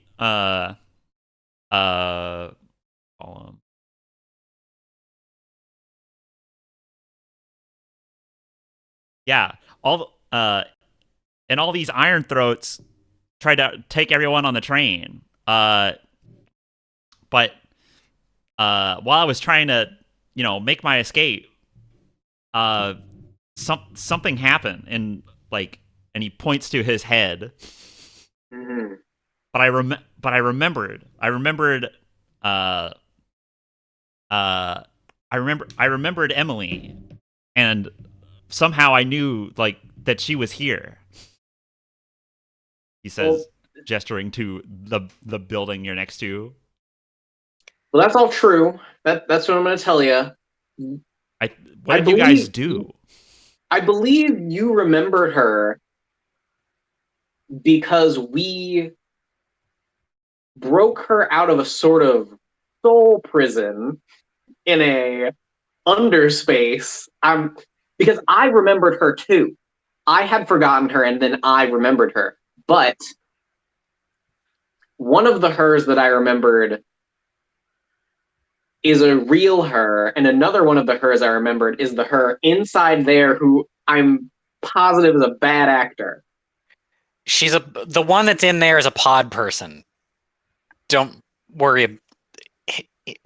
All right, Jack is still trying to figure out what to do with the thing on his wrist versus the thing on Alvis's wrist, and is like, what's one more? It's like, here, hang on, I need to, and then tries to not replace but like graft the one that he has on alongside. Okay. If this is a bad idea, yeah. Because you're the only judge of your own actions right now, unless one of the other players, because like Alvas can't tell what you're doing, and neither can Samson. Mhm. You guys are the judges of your own actions. I think we might want to hold on to that, is what I'm going to say. But that's me, Simon.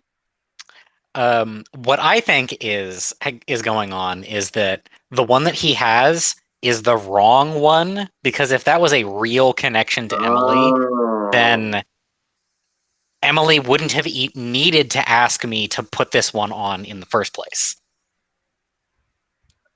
Yeah. Oh, okay, or so it might be like real life, and it might be directional, where you need one going each way. You think? Okay, so I kind of like your first theory of that's the wrong one. Mm-hmm. That might be the one of the thing that did that thing to Emily in the first place. Actually, there's a way to figure this out, which is just to try and tap the wire. What's going on with the other? Like, look down the other wire and see what's going on. Okay. Jack, you'll be kind of defocused out of the conversation for a beat, but that's fine. You can get cut. You roll a connection. Cool. Yeah. Yeah. This is perfect. This is what I'm built for. Jack certainly is built for it, because he's indeed built different.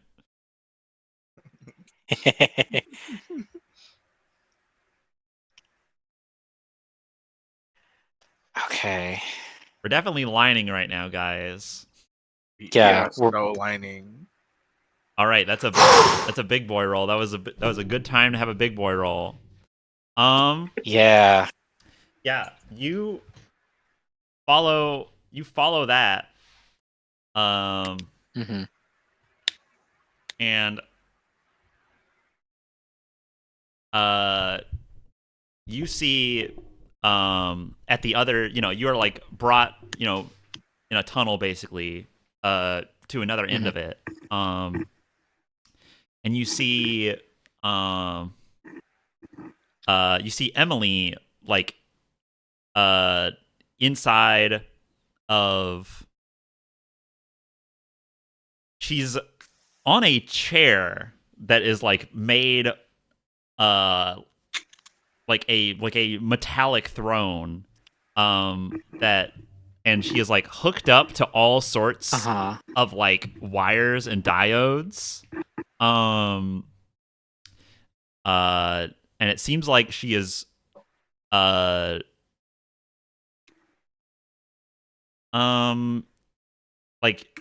she is, what I'll say is conscious, but not really like thinking or like perceiving the world around her.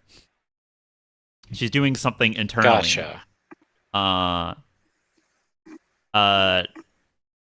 She is, she has that same red hair. She looks exactly the same, like physically. Instead of her her dress that she had, her white dress that she had, she's wearing like a like black suit. Yeah, makes sense. And she's she looks like it. She, dressed like a G-man. And she's sitting on, she's sitting in like in this throne. That's what you see when you check that. Okay. Oh, one more thing. You can't like see the room around her because she's like not perceiving it. But you can perceive directly what's on her. There's a purple glow on her. Okay. Presumably coming from the room around her. All right. Okay. All right.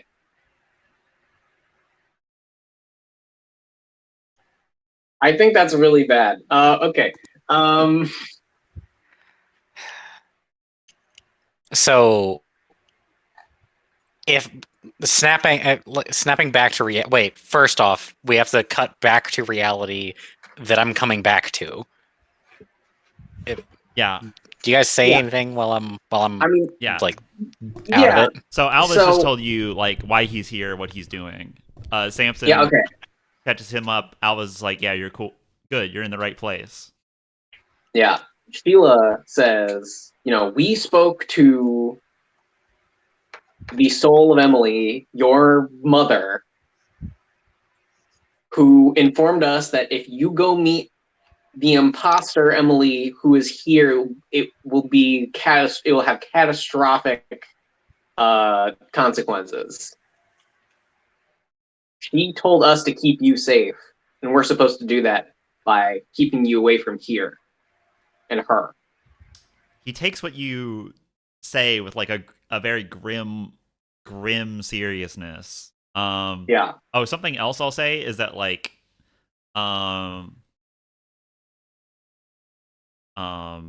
Albus mentioned like, oh, he remembers Emily now after like whatever you did. Like something made him forget that. And you can tell his personality has like shifted.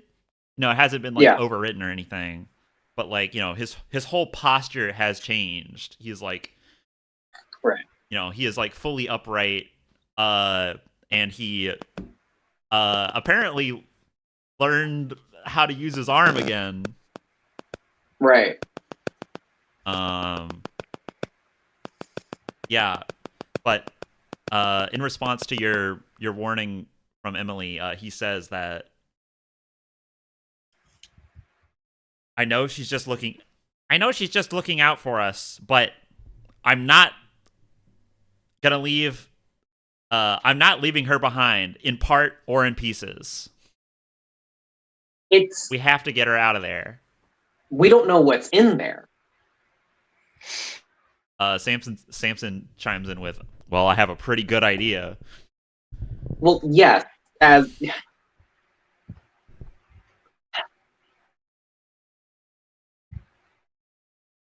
have you remembered anything else? Anything else important? Anything else that can help us?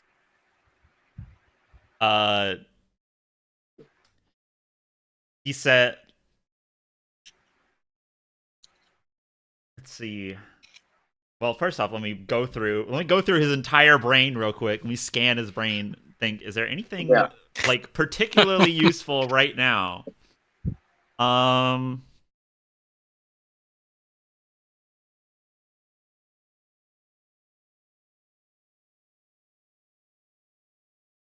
Okay.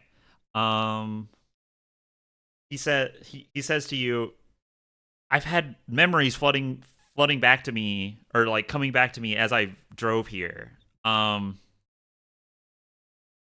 And almost all of them have been terrible. Mm-hmm. These machines are, they're an old threat that we made decades ago and never had the chance to, scrub out. And right now is probably our last chance to stop them. What's their weakness? Okay. What he said? It's kind of hang on. It is kind of killing me that Samson said, I have a pretty good idea, and no one followed up on it. What he says in response to your statement, you can come back now, Jack. You come back to this, Jack. Okay. Alva says their weakness. He says their weakness is is where they draw their power from. It's lightning. Mm-hmm. And then Jack, you're back. Okay. All right. Well, the body snatcher version of her is in there, and on a throne surrounded by purple. I couldn't. She wasn't seeing anything, so I couldn't see anything in there.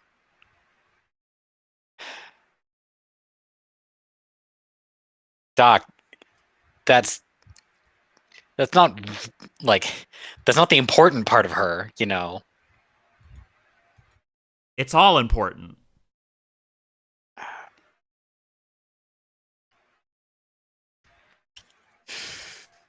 I'm not There leaving must my be mother so- behind.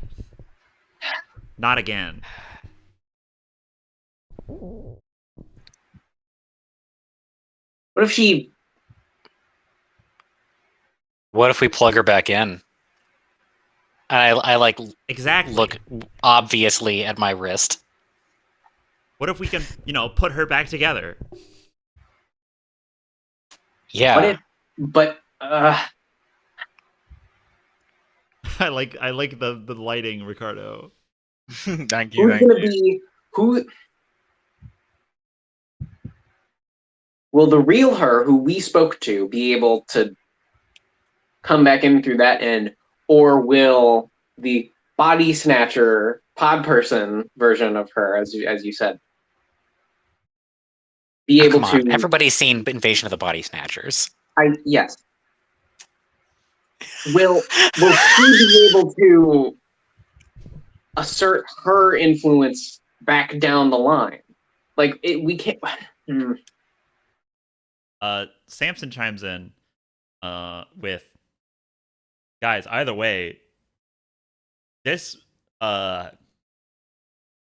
here underground, this is the control center. This is, this is where all the broadcasts come from. If we can get inside, we might be able to shut it down or something. Right.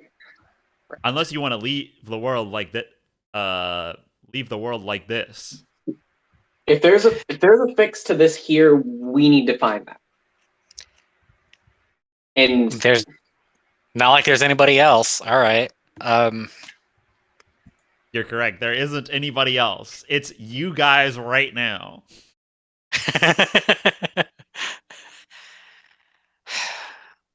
All right, Uncle Sam, what do you know about what's in there? Uncle Sam. I can get us into the underground. There's a large facility down there, and for manufacture, they build. That's where they build a lot of new units. They usually come from here. This is also where my office used to be down there when I had it. Gotcha. You still have your badge? He holds up his badge he's been using. Right. Is it like a key card? Yes. Okay, cool. They have those Cutting edge technology for 1980. Right. You say to a cyborg.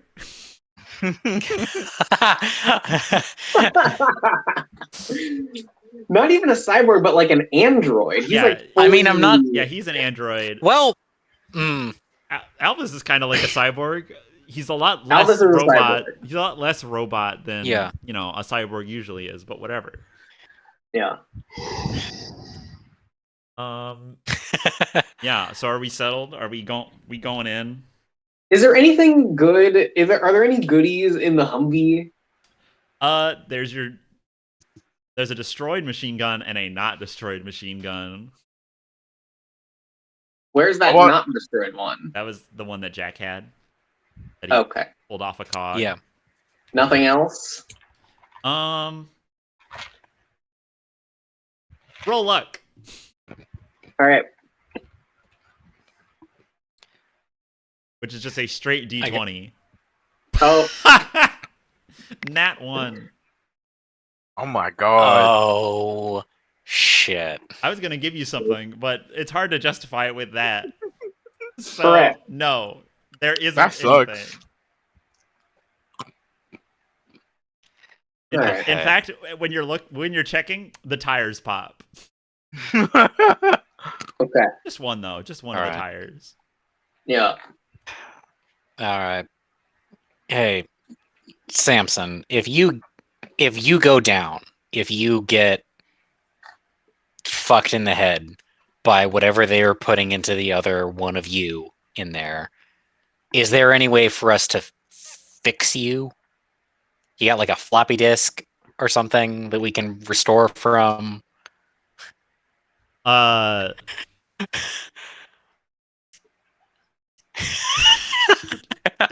See, in any other situation, he would think that's hilarious. He would think that's funny. But he says to you, "Sorry, buddy, it's all solid state in here." Whoa. When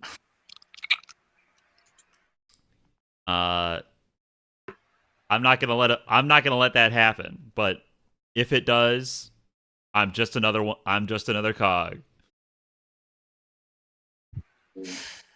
And on that, let's take a pee break. Sure. Yeah. The descent into the Pentagon. You enter the first. You enter like this first hall. It looks like this place is like under construction. Like it's like it's like very barren. Like mostly just like concrete and floors, and there's some like metal scaffolding around. There's not really any like office furniture things. Looks like this wing is yeah, like they were working on it until probably today. Yeah. For some kind of renovation. Samson leads you through like there's a door in your way, and it's a magnetic lock door. You Sheila, you may even see it and be like, "Oh, I know how to get." And then Samson Yeah, just hold on. like Samson just takes his fingers like a knife and then just like wedges them on the edge of the door and then just like pops the lock. That works too. I guess we're not going for the element of surprise so much here. Yeah. That's how we got it. I used a funny trick on one of those to get into the recording room when we first met. He says to him,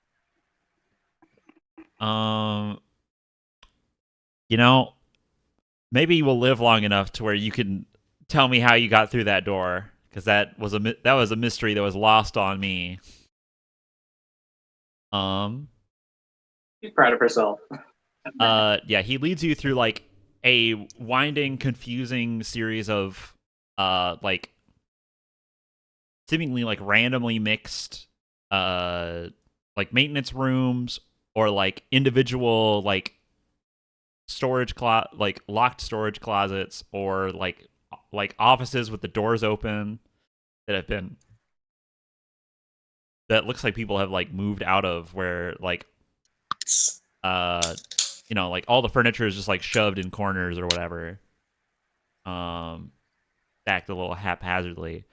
He eventually leads you to like a to an elevator that's like just yeah, a locked elevator that is like camouflaged into the wall. Like the door is the same color as the wall. The only thing that marks it as being there is like the seams of the door, and then a panel that Samson like runs his card over, and then he looks into a retinal scanner with his like glass eye, and it opens up for him. Yeah. You guys all climb in, and it starts to descend. Samson says officially, oh yeah, when you get in there, there's like a shitload of buttons. Okay. And they're like labeled. Like there's there's 36 buttons. There's one for every letter and one for every number. Okay. And he says officially there's only four basements to this place, but and then he like punches in a code for a floor. Whoa. Oh my god. And it starts What? like going down. I think Sheila says there are that many floors for all these combinations?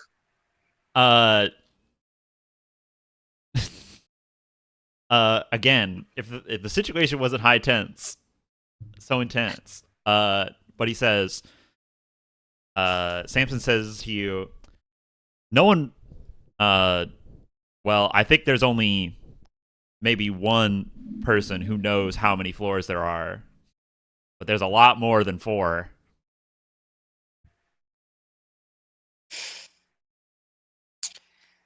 All right.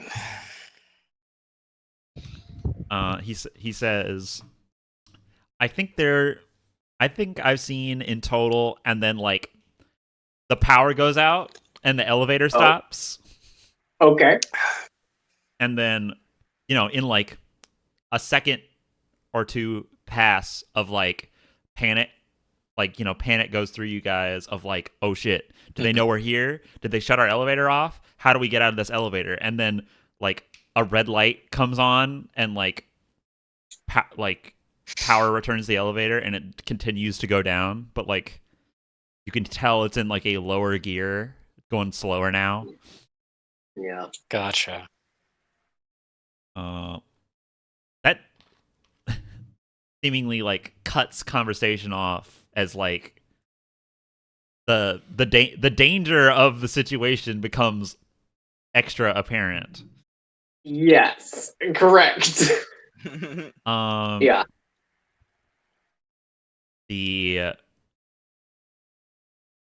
Eventually the elevator, after descending, it's descending slower, so it's hard to tell how far you've gone now, but it descends for like 3 minutes.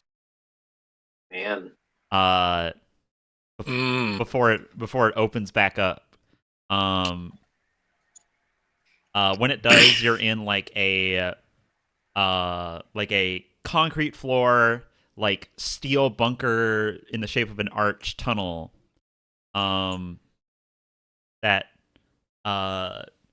like when you step out into it, there's like, there's doors periodically, and there's like pipes and maintenance work, probably holding holding wires and stuff that are along the top of the arch. It's probably about like 25 feet wide and like 15 feet tall at the top. And it looks like it goes in a ring that follows the Pentagon, like above ground. You like step out into, and it like curves off inward in 2 directions. And he's like, and Samson, steps out and says, "All right, this is the overseer's floor. Through the factory is just below us. We need to get to well, where do we need to get to? I don't know if she's in her office or not." You said since she was in some sort of purple zone. There was purple light on her, and hang on, Alvas, come here. Mm-hmm. I'm gonna try and trace.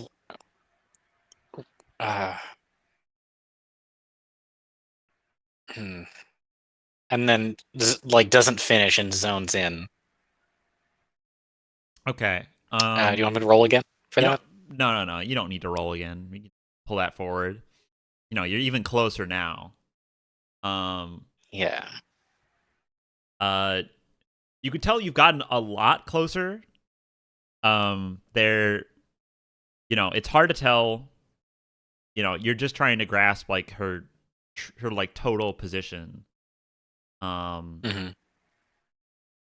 You feel like you're either like on the right floor or like one off, and she is like somewhere within like you're be somewhere very nearby, but there's so much like noise around here, like that tie he has to her, that bond. It has that same like when you looked at Emily, she had two, I think, and one of them like went away when you got her out.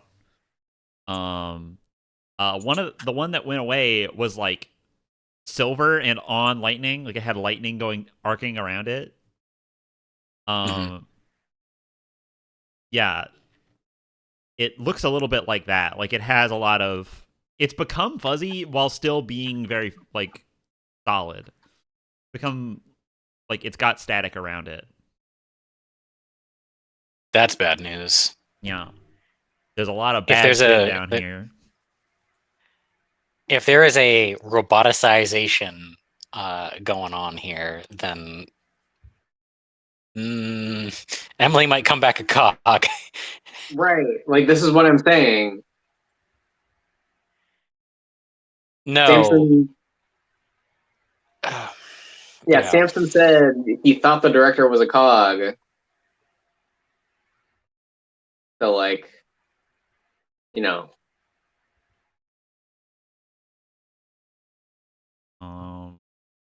All right. But we don't have even a general heading, though. Is that so? Samson says, Samson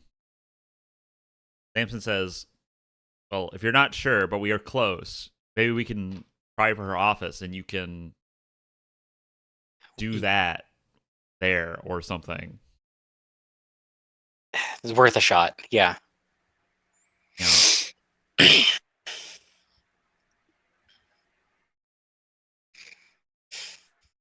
All right.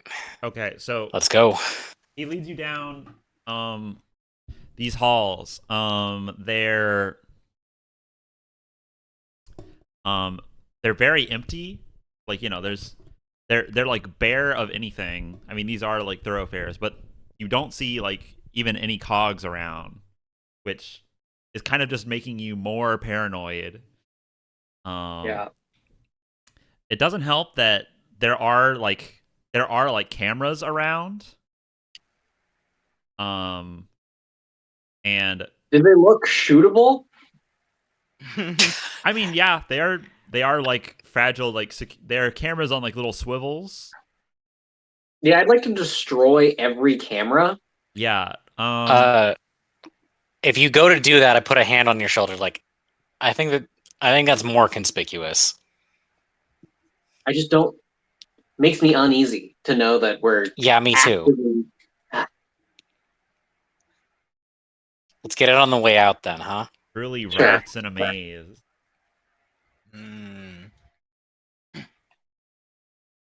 Yeah, you make way for the director's office. There is a part of this hall that like you end up going around this about like a third of the circle and through a doorway, and it leads to like a much more it leads to an office space that is like, you know, it's a hallway that you would see in an office, but the fact that it's down here in this nightmare zone gives it a very liminal quality. You are led through you know, it's like a spoke off the wheel, so there's not many rooms here. But like right before you get to the end of the hallway, Samson says, he like turns to you guys and he says, all right, her office is at the end of the hall. I'm gonna dip in here and see if I can find any more anything I might have left behind. And he dips into an office, a different office room, and leaves you in the hallway. All the offices are just like numbered with like they have like numbers and letters in there, and they're not like sequential. Weird. Gotcha. What's Samson's office number? Okay, hold on, let me think.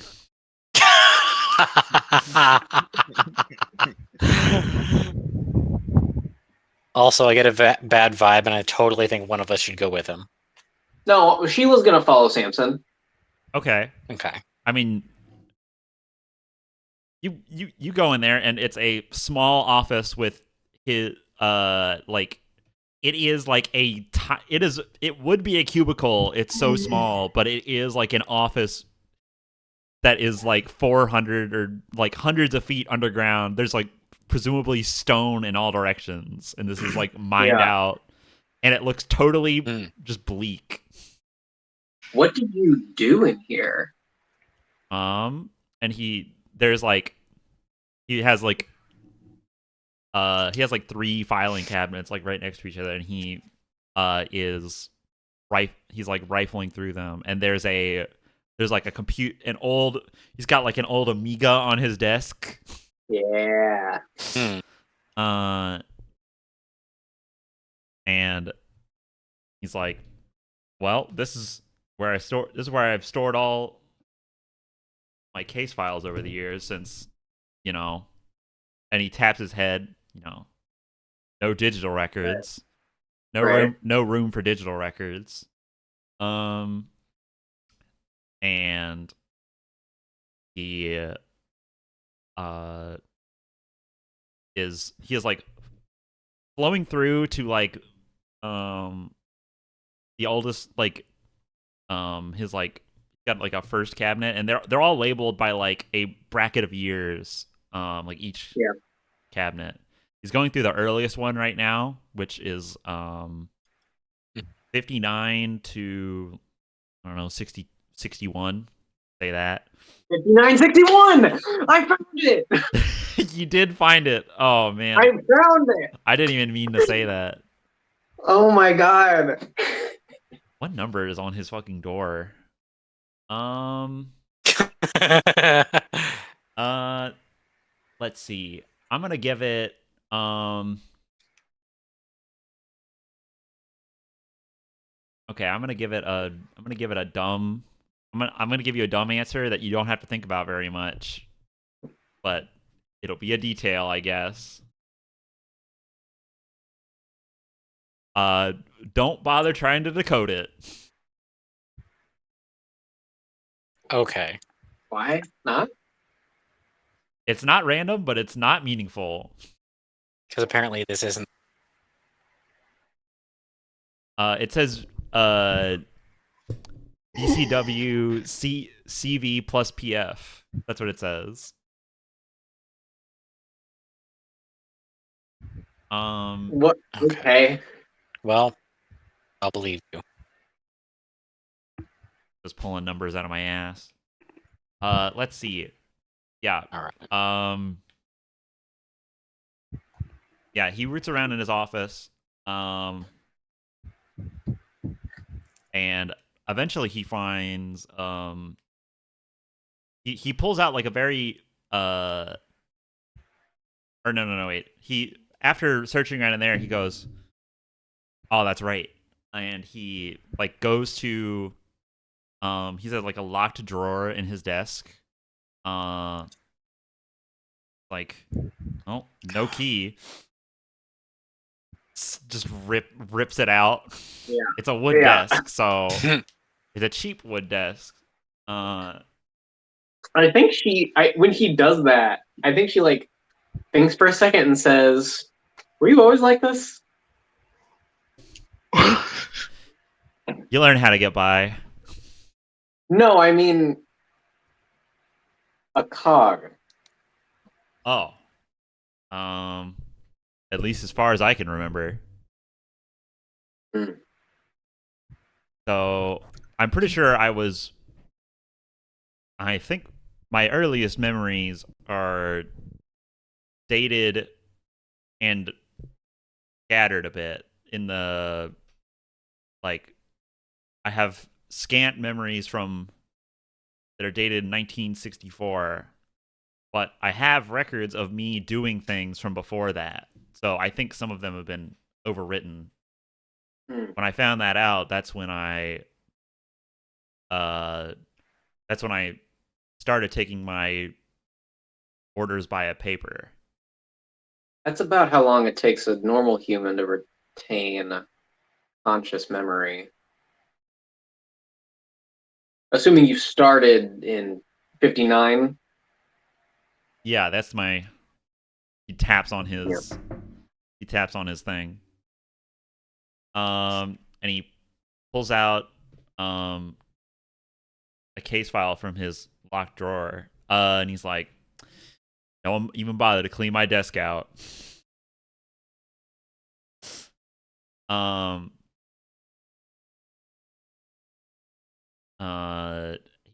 He has um some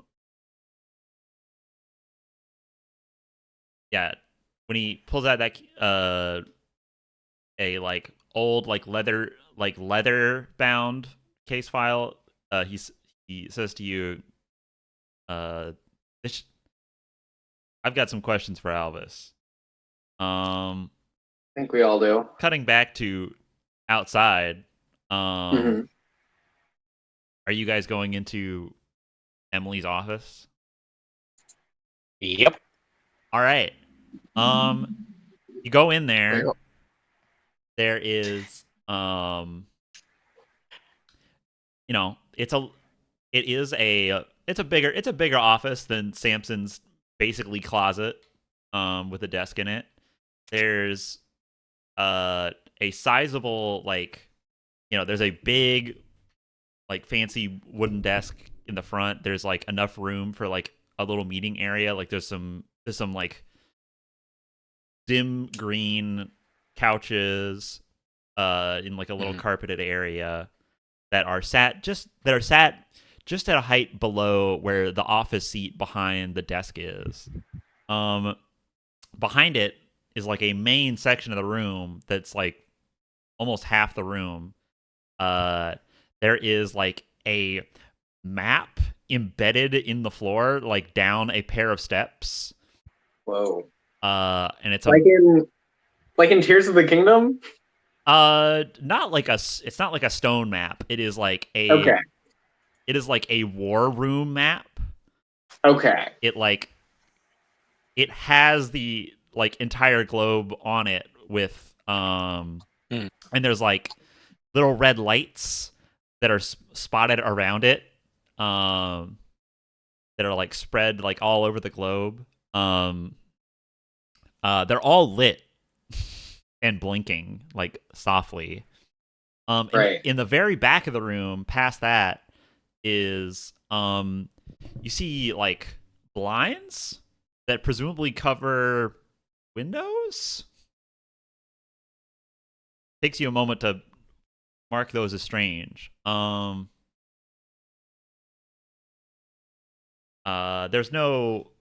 There's no like open file cabinets in here, but there is a desk that is locked up tight.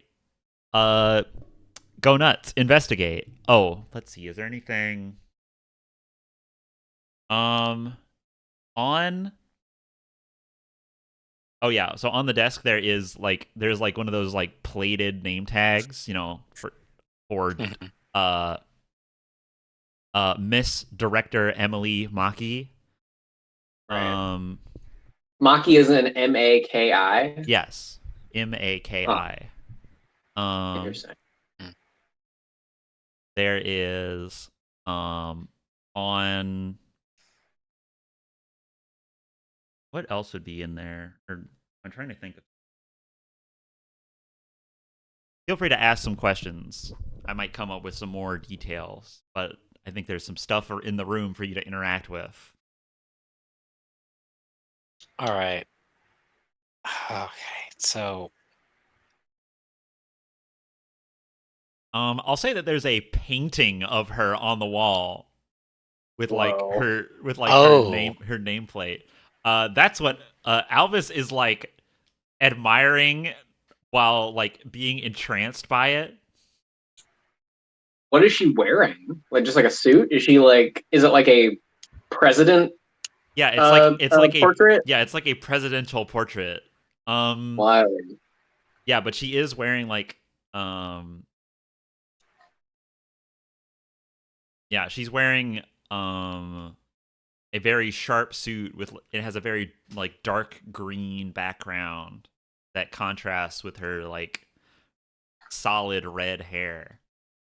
Right. Okay. Gotcha. Alvis is transfixed by it. What are you guys doing? I'm taking note of all the places on that map that are lit up red. Okay. It's a lot of places. Do you I can start listing, but New York, Nope. Chicago, and DC, presumably. yeah, New York, Chicago, Atlanta, Orlando, uh Austin?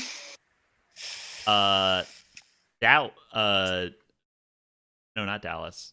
Yeah, Austin. Right. Vegas. We get like Los a LA, Angeles. San Diego, Seattle. Seattle. Yeah. Let's see, Montreal.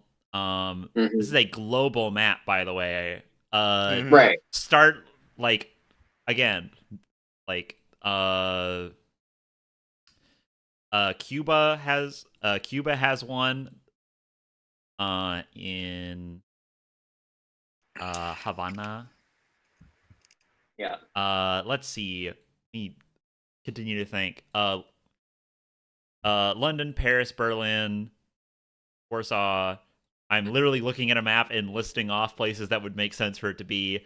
They're fucking Rome? everywhere. Rome? No, actually. Oh, okay. Huh. Let's see. I mean, yeah, think of places you go down the list of places you've been. Is there one in Liberia? One in Liberia. Yes. Liberia, Costa Rica? Yes, there's a lot in like central. There's a lot in like I central and thought you meant Caribbean. Liberia, the country. No, No, no. no. Which is the bit though. That is the bit. There, Do you want to go to Liberia? there's one in Cairo. If you're Ah, wondering okay. about Africa, there's gonna be how many people can even name? How many cities can you name in Africa? Because I'm looking at a map. Johannesburg. I could start listing and mispronouncing names, but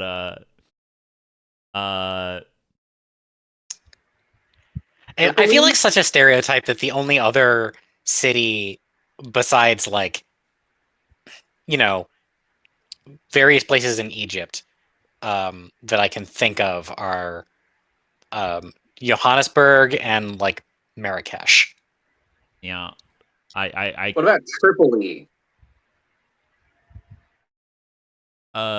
Egypt, Libya, Algeria, Morocco, Western Sahara.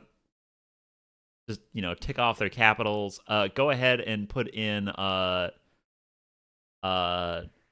Colombo in Sri Lanka. Okay, yeah. Go ahead and put in probably like 3 different cities in India. I'm not gonna pick them right now. Vietnam, obviously. Laos, obviously. Okay. The Philippines. Put at least 2 in Japan. And Right. put 1 in South Korea, put 1 in Taiwan, put some in Australia, Victoria, Brisbane. I'm gonna look for one in Hawaii where we were at that also. test site. 1 in Hawaii also. Oh, that one is Yeah. That one isn't marked.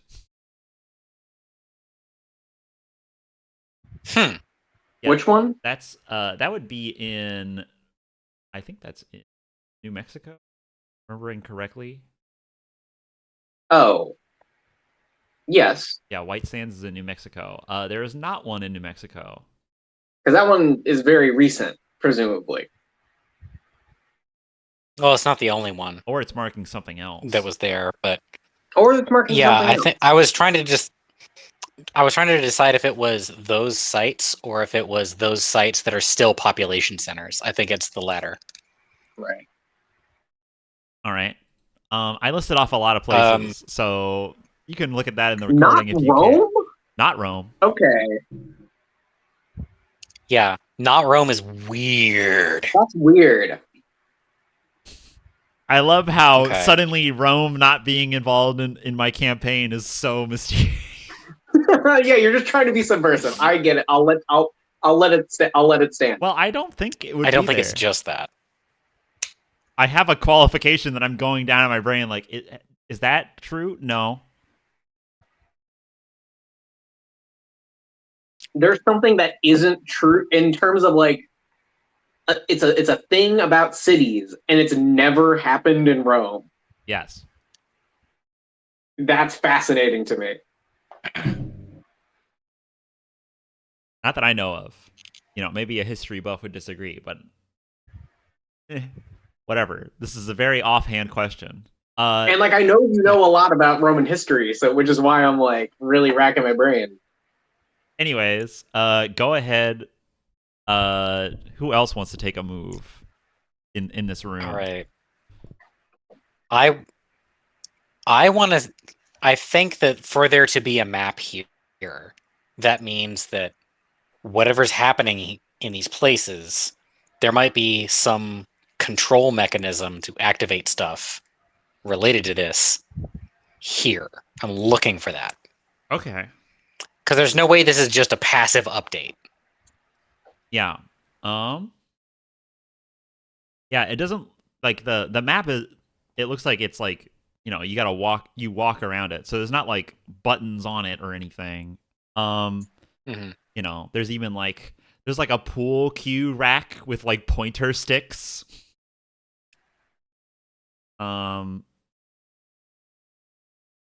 Yeah, so where are you looking at for like, well, Is there like a computer on the desk, maybe? yeah, I was gonna say on the desk there isn't a computer, but there is like a lot of panels. There are like drawers that are currently locked. They don't budge if you like you know, try to just hand them open. But you can definitely tell there is some stuff. You know, it's a big important desk. There's gonna be stuff in it. Underneath, here's what I'll say. While you're looking around, you know, you get like down on your knee to try and like open one of these drawers. Underneath the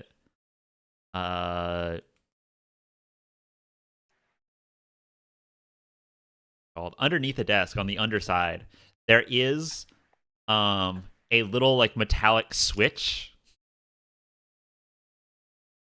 It is not labeled.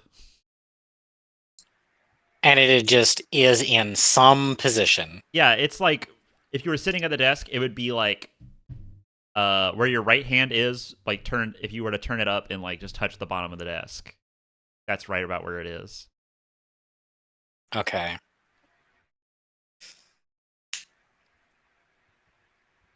I'm gonna touch it, but not flip it. Okay. And try to catch a vibe off of it. Connection.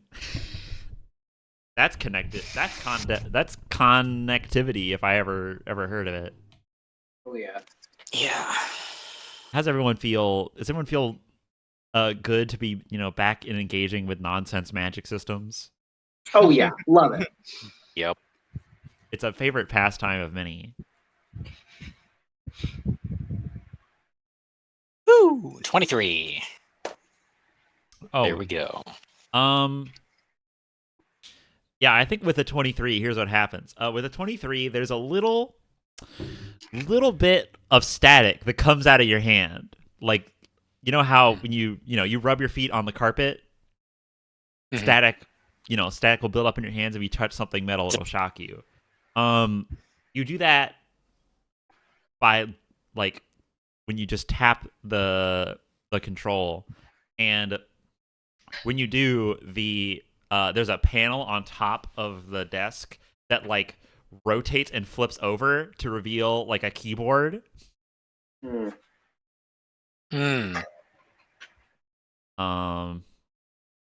The keys are none of the keys are labeled, and it is a perfect grid of them. It's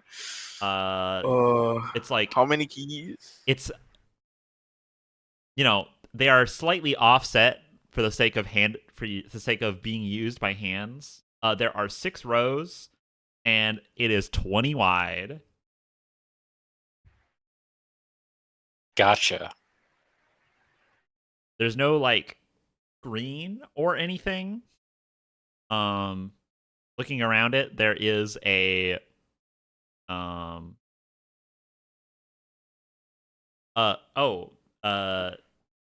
something you noticed when you're looking around. The chair is like mounted to the floor, by the way. It's not like an office chair. It like can rotate, but it is like fixed into place. Mounted on a platform. Yeah, it is mounted it's like on a platform. It's like one of those Baba chairs. Yeah, it's like a barber chair kind of. Nice. The headrest has opened, and there is like a like the end of a cable right there. Right. Gotcha. Oh my god, you're gonna get tapped in. It looks scary. It has like, it's like 5 like needles about a circle, and yeah, it is like a heavy cable. Like you can like pull it out a little bit, and it like unreels just a bit. Just like, it only has like 6 inches of play or whatever, but you can pull it out and inspect it a bit. It looks very precise and kind of more like a murder weapon than a tool. Gotcha. That's phrasing.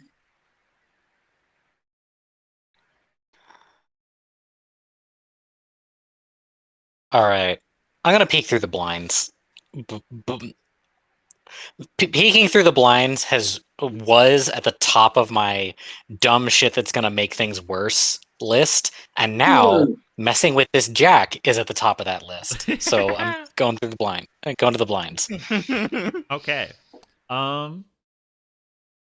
Although, as I'm walking over there, I call it to Alvas, like, Alvas, what do you make of the cable in this chair? Huh? He turns and looks, and he's like, huh. Okay. I mean, and then he like touches it with his hand. Oh god. It gives him a little shock, and he's like, that's a live wire.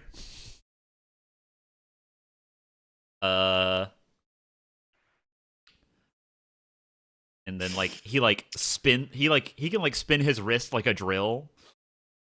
He like just like it's a little bit, and he's like, it's pretty low voltage though.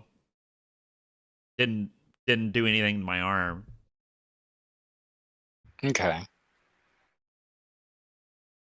Uh, Well, maybe we'll consider that an emergency exit. Yeah. You check the blinds. They're like curtains. You like peel. Just like, Yeah, a little bit. And there's a and like this room is totally silent. Mhm. But when you and look through, there is like below you, like 40 feet down, like a 40-foot gap of Mhm. air. There is like an entire like automated factory floor that is silently moving like clockwork. Yep. As like, That's what I was expecting. yeah, you can see like models being there are like cogs being manufactured by other cogs. Like they're part of the assembly line also. There is a rather disturbing part of it is there's a section of the line that, like, you know, this goes out, like, this seemingly like covers the entire like central square footage of like that ring. Like, you know, this is probably a floor down or whatever, but there is a like freezer section like on the far side that looks like that makes it look like, you know, that whole area, like this whole room is probably like ice cold. You know, there's some frost on like the deeper layer of the glass, and there are like uh those there's a rack of jars that is like being fed on a conveyor belt to a cog as they like take things out and like transplant them into empty cogs. You recognize them from the train, even from this distance. Yep. Yeah. That's what I was expecting. Okay. Well, we probably made the right call. I leave that to you. No one, like I said, no one's here to judge you except you and the audience, I guess. But you know. Yeah. Their judgment comes after the fact. Precisely. They can't affect the outcome.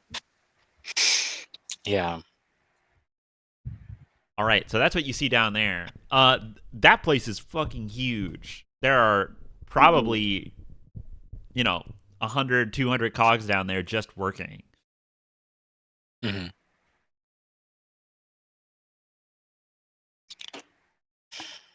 Okay. Well, not fucking with that. You know,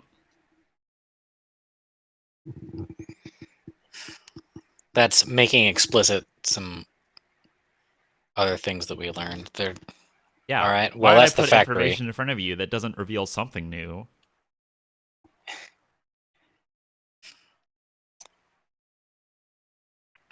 Well, it confirms things that I suspected.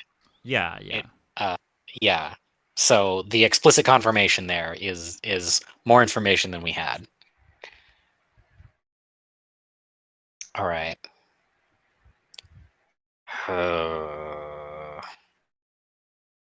See, one of the things that troubles me as a player right now is that we get like the opposite of a compass off of thread tracing, where instead of having direction but not distance, it seems like we have distance but not direction. Yeah. Yeah. At this point, I think you know, Samson and Sheila, they rejoin you in the room. Mm-hmm. And I always just befriend the big guy, don't I? yeah. That's one of your that's a pattern that you as a player take a lot. The big guy is a good ally to have. Yes. They're nice to have around. Yeah. Yeah. The yeah.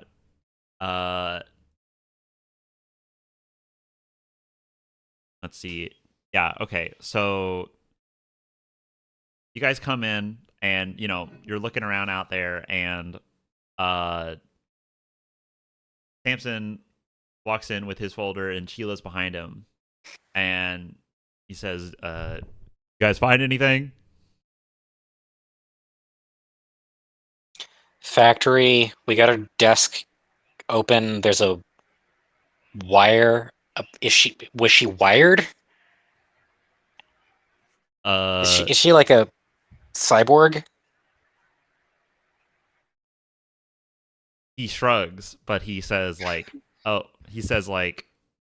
well, in case you weren't sure what that port was for, and then he like parts the hair on the back of his head. Yeah. There is a like matching, like Matrix style port, like right at the base of his skull. Gotcha. Yeah. All right. Sheila, you want to take a look in that? Yeah, he goes up to the desk, and there's like the shut drawers. He's like, I would rip these open, but these are probably actually trapped. I knew mine weren't, but if I rip one of these open, it might, set off an alarm, or, well, it'll definitely set off an alarm, but it'll probably burn the contents too. You want to take a shot? He says to the room. I'll look into it. If things seem bad, just push me over, and then I'll, Falling sensation. Yeah. It's like when you fall in a dream, you wake up. And she goes to, see what's at the end of this wire. Okay. Yeah. What all? Okay, yeah. Go ahead and roll connection. Okay.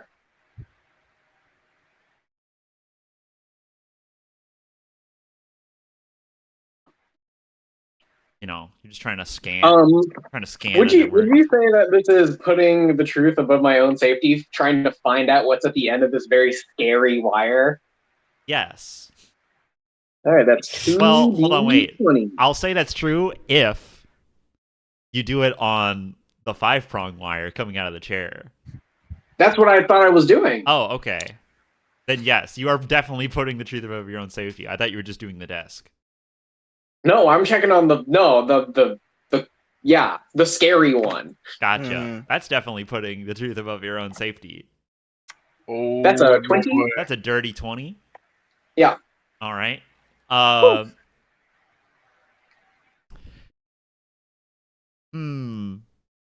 Okay.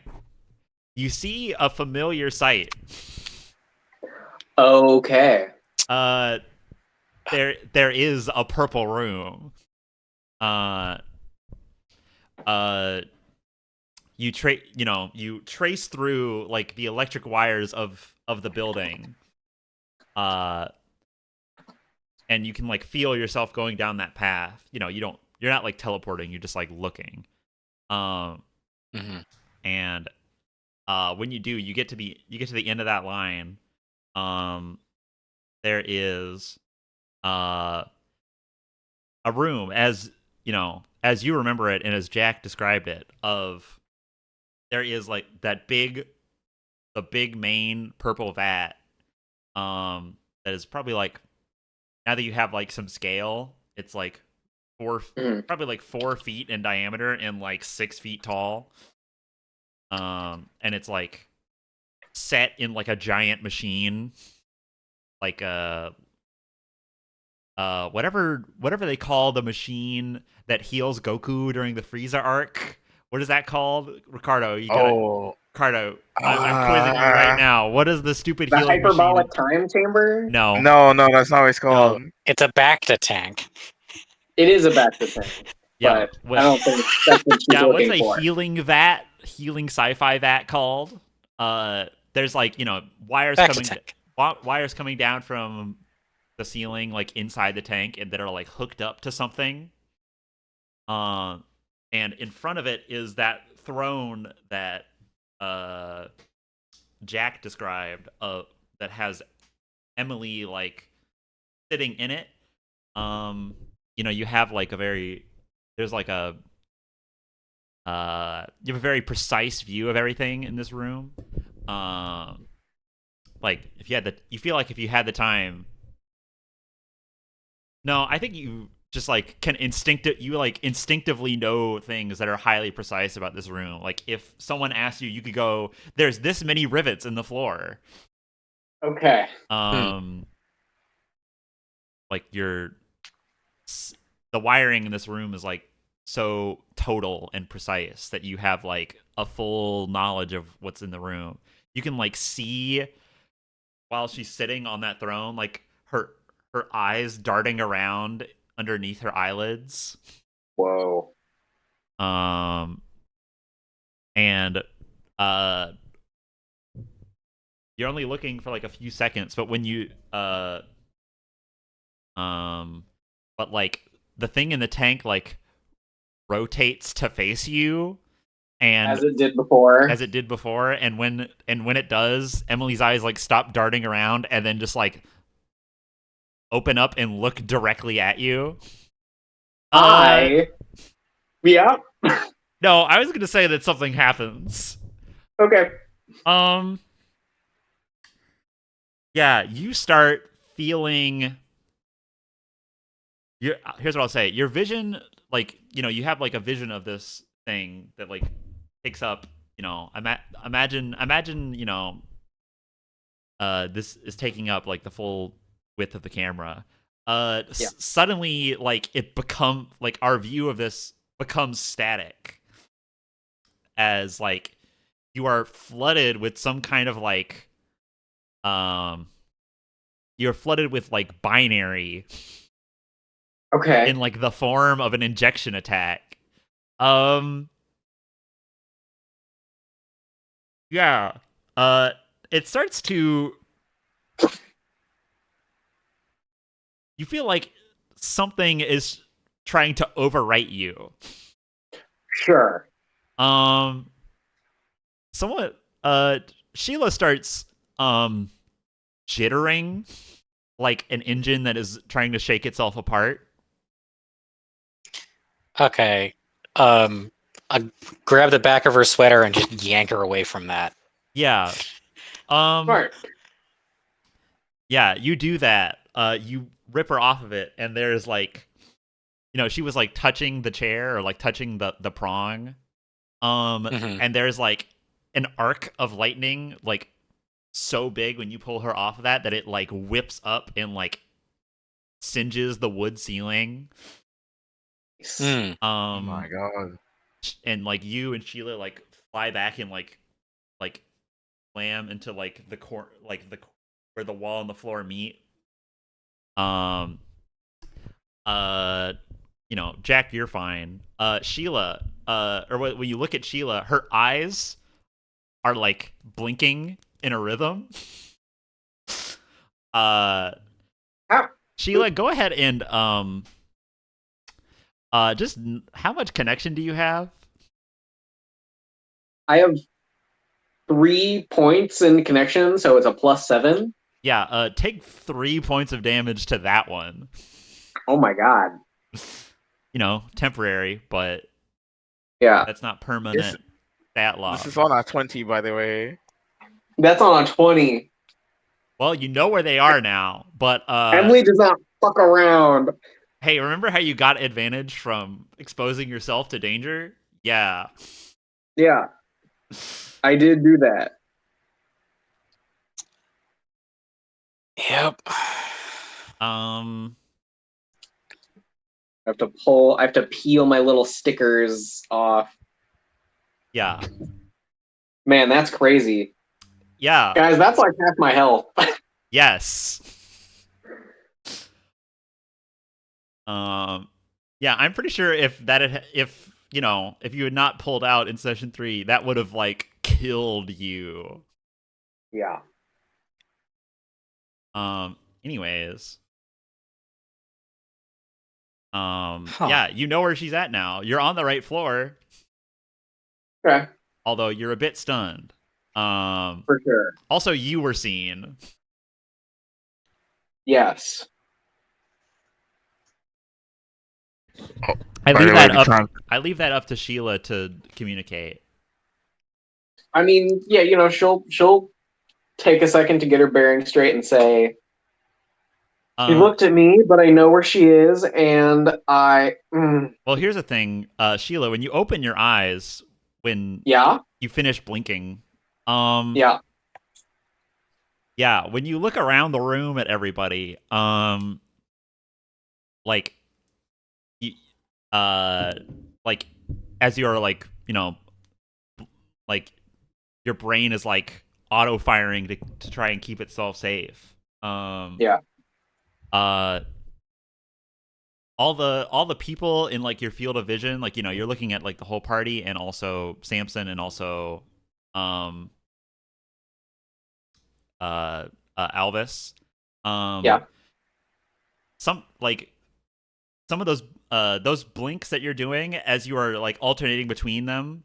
You are seeing like the room as it is, and then you are flipping to like a like wasteland where there is like fires in the distance and like barbed wire all around Okay. in trenches, and all the people in the room are like they're still in the same positions, but like Danny and Jack are like cogs there, Oh, and Samson like he looks like he looks the same, but he is like shrunken down and has like normal, like more normal proportions. He's not like 6'8". He's like 5'11", and he's right. wearing just like an army green uniform. Mhm. Alvas is unchanged. That's what I tell you. After Right. you do that a few times, like Alvas is the same in all of those. Oh, except for one difference. His half of his hair that is white is red in that vision. Right.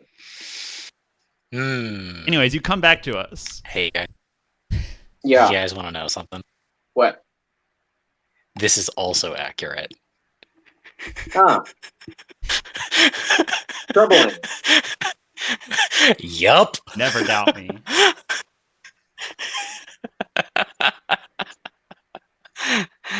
uh, Also, the name of the tank is called the recuperation tank. Okay, there you go. Hmm. Accurate. In Japanese, it's just medicaru machine. Thank you. Wow, what a fucking hack writer that guy is. He's such a great artist, True. though. He is. All right, Sheila, you're back. After a few seconds of that, Yeah. you come back to Yeah. us. Okay. Yikes. Behind, nothing happens in this room, but there's some like behind the blinds. There's like you can see red light like flashing and leaking around the edges. Yeah. I think the first thing Sheila says is she knows where we are. We need to move now. Okay. all right. Can you Uh, stand? And I like try She, to like. I think she like springs off of you and like stumbles forward a little bit and like catches herself. yeah, like on the desk. Yeah. Yeah. Samson. Samson is like looking out the window in the back. He's like peeking through, and he's like, well, I don't know what you did, but but you stopped the line. That's good. Probably not. It doesn't look good though. Tell me again where I saw her.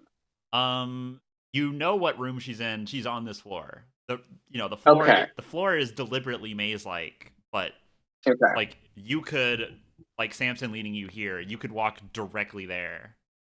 Okay, yeah, then I'll take point as I'm like stumbling, like hand on the wall, but like yeah, like probably jogging and like every few steps, almost like falling over myself. Yeah, yeah. But yeah, I'm not. I'm not. I'm cleaning my ears. Oh, okay. that's when you Yeah. turn your camera. You're staying decent. Okay. Yep. Okay. You might want to turn a light on. Your camera is very dark. Yeah. Also to help you stay roused for a bit. Very good. Yeah. All right. Sheila I think Sheila leading yeah. the way. I think. I mean, Samson checks that his gun is loaded. mhm. Yeah. I I. think I. In the background of that, I was loading more nuke bullets. Oh, okay. Are you gonna cast your funny spell? Yeah. Like I'm just infusing more nuke bullets, and then I load them into my revolver. Okay. I think you Yeah. you rolled to learn how to do that. Now you can just do that. But it requires, mental thought and focus. um I was gonna go towards the same thing with the. See, I don't know for certain that this would work without an active source of fire, but I'm gonna try that on the bullets in my big gun, the big belt of bullets. I'm gonna try the heat experience I think on that them. might be a bad idea. Oh, then you there's might a good explode point. them. Like, They so are loaded with explosives. I was so what I was trying to go for, or what the way that Jack has been thinking of this has been that these are that you load it up like a bullet and then you shoot it and then the effect happens when you shoot it. He hasn't quite figured out that that it's immediate. Yeah. Yeah. Uh, We can say he goes through that rhythm of, oh wait, yeah, that's probably a bad idea. yeah. Yeah, like the that's like you get to system 32 and you Mhm. click delete and it goes, are you sure about that? Are you sure about that? Yeah. So yeah, you continue. You are let out into the hallway. Um. It's still quiet out here, but there is like there are like alarm lights, like red lights, and they are Mhm. softly flashing when before they laid dormant. Uh, Sheila leads you, not far away, like only like maybe like 45 feet down this tunnel, and then into like another unmarked door. Um. Yeah. Sheila, how lucid are you right now? Are you just like flow stating? I think she's just flow stating. She's like, eye on the prize, gotta get my friends where we need to go. We can deal with the problem later. Okay. Um. Yeah. Although So she does have in the back of her mind, hold on to this feeling, it could be valuable later. okay. Um. Yeah. So here's what I'll say. I'll say you don't even notice this, but I will give it to the audience the detail. Okay. When you go to open the door, you don't notice it, but you know, an eagle-eyed viewer would notice that right before you put your hand on the door, it unlocks, and then you, like burst through and like Yeah. wind your way down a maze that the others like are like almost struggling to keep up. Yeah. Samson is like bringing up the rear, you know, I like shoving you here's guys something I along, want. like hurry up, we gotta move. Yeah. Here's something. I'm just gonna make a note of this. Sheila, like in her haze. Samson, when he shuts the door behind you, he just like crunches the spot where the the lock is. Yeah. And he, Something I want to if you put. say something, Can you guys hear me? I can. I'm Yeah. sorry. I just wanted to get his point in. Okay. I want to get my point in that Sheila is currently holding her like would they have like plastic water bottles? Sure. Yeah, like a flimsy plastic water bottle that I have. There's water on my inventory list. Okay. That's what she's holding that in her hand right now. Okay. I'll say, Danny, you're pulling up the rear, and you see him him jam the lock on the door just with force. And Samson says, that won't slow him down, but that'll at least tell us they're coming. And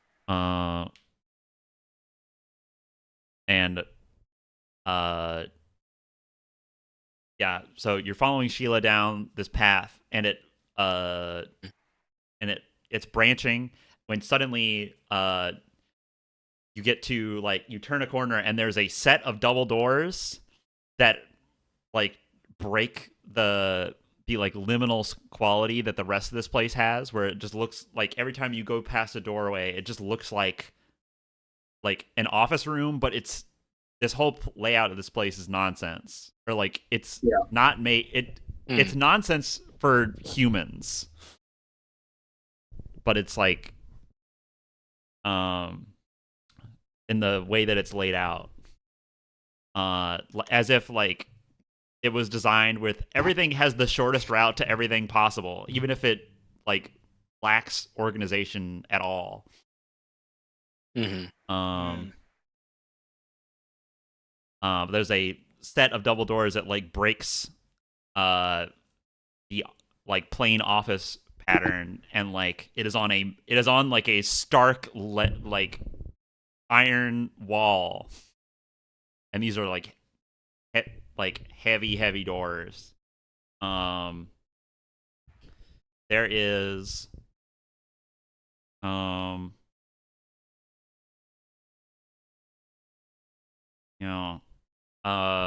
and the door just before you or well, no, I'll say they stay closed. There is a camera up in the corner of this hallway. It swivels. Oh, I'm yanking that. Yeah, it swivels to meet you, and then you run up and as if you're doing the same move as a layup, where you're running to jump and slap a backboard in basketball. You just run and grab the camera and just yank it out of the wall. And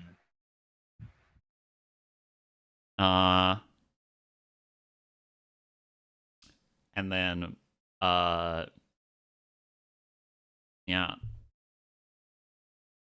Samson says to the rest of you, line up for entry, boys. And he gets his fingers ready on the door. He shoulder up the machine gun. Yeah, he heaves on the door, and it budges, but it just barely gives. He's pulling hard enough on the metal to leave indentations where his fingers are.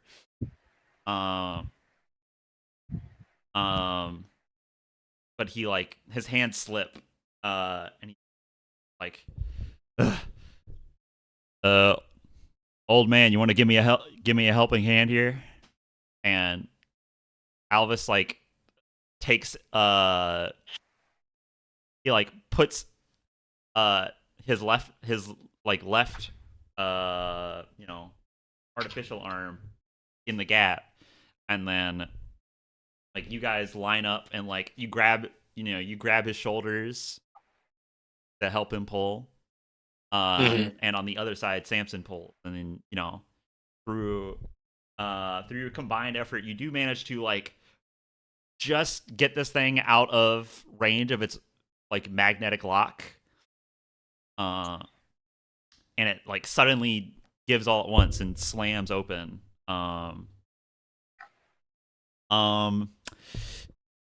You are standing outside the room that I have now described twice before. Yeah. It is a room with a giant vat in the middle. On all the walls surrounding it, in a maze into and of itself. There is like walls and walls of like floor to ceiling size computers that are all like whirling, reading and writing, and you can like hear the flash tubes in them like going on and off and buzzing. And sitting in the throne, or in the, like this like throne like chair, like covered in these cables, or covered in these diodes, is the director. Behind when obviously this is a very emotional moment for Alvas. But when the door like slams open, Emily like her eyes are already open, and it looks like you caught her like halfway through pulling off diodes. And when you enter, she just stands up in a start and like pulls the rest off, or like pulling the rest off, and she says to all of you, what are you doing here? She says coldly. Alvas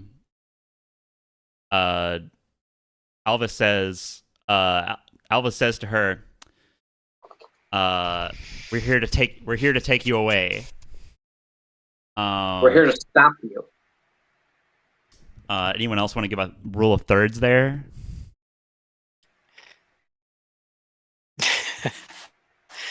We're here to connect you back with your son. And she responds, I hope you know we're not going anywhere. The thing in the tank is like facing you. She's like kind of standing in defense of it. Okay. Are you wondering, here's what's in the tank. There is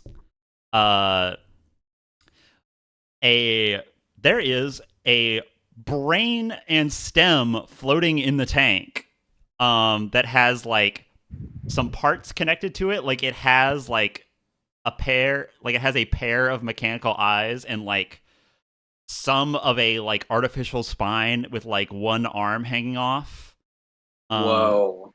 How big is this again? But it's like incomplete. It's like a tank size, like it is sized for a person. Okay. It's it's not like those jars that were on the train that were just like holding individual organs. This is like a full size, like I said, it's like 4 foot diameter and like 6 feet tall. Like those Bio Broly tanks. Yeah, like a Bio Broly tank, dude. Or like those tanks from the Pokemon movie or whatever. Yeah. Oh, whenever Emily speaks, or no, never mind. Continue. Sorry.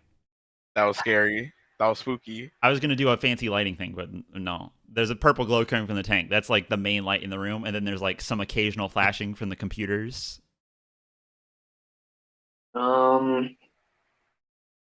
Moonshot. Okay. Hell yeah, moonshot. Yeah. Okay. Channeling all of my Texas power, I'm gonna try and use the grab hold of the thread and lasso her with it. Oh fuck yeah! All right, So, this is a connection roll. Yeah, and like It might be the with most. everything It now, might be the most important one yet. yeah, it seems like it's also the most connection of the connection rolls. Yes. So I want you to think real hard and scrape that barrel for all the bonus you can get.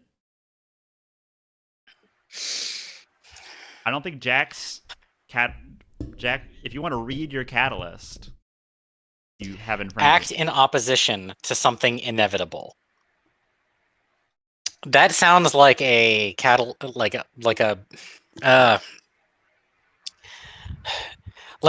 scene that's in front of me clearly seems stacked against us. Yeah. So here's what I'm gonna say, which is really weird. Uh-huh. I'm gonna give you, so instead of giving you advantage, I'm gonna still ask that you roll 2 die. But if the first one is higher, something will happen. And if the second one is higher, something else will happen. What the fuck? That's what I'll say. Uh-oh.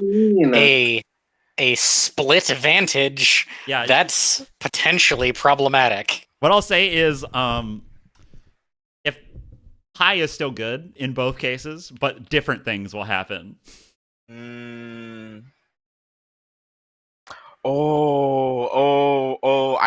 think I understand. I think one could follow my logic. Yeah. I'm completely lost, but to be fair, I was looking at Google Earth. Okay. And you know what? You know what I think might help me out in this? Yeah. Is if because I can when I like have my eyes do the thing, I can see Alvas's thread also. I want to get that in with it so that it's one thing and not two things. Okay. Are you done scraping, or can you come up with something else? Can I help him scrape? Yeah, I was gonna say I have an idea. You can, yeah. Out of character, you can help him scrape, but this is an individual action. I'm pretty sure. I would like to do something to her though. I don't know, but I guess Jack is just going for this. Yeah. Let's start with the out of character stuff first, and if you are out of if you're dry on ideas, I'll hear you out. Yeah. If I'm presuming you would try to make her like more vulnerable or something. Yes. Okay. Ricardo, what do you think? Okay. My barrel scrape is based off of following what I think your logic is. Okay. I want to know if you would let me do that. So what is say the thing. Well, what's your thing? My suggestion is that you ask Samson to like hold you down.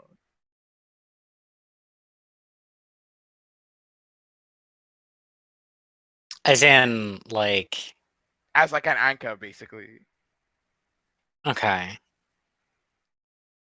So she can't like pull you down by that thread. Yes, that's I was thinking like the spirit anchor here is Alvas. That's why I'm trying to get him in this structure.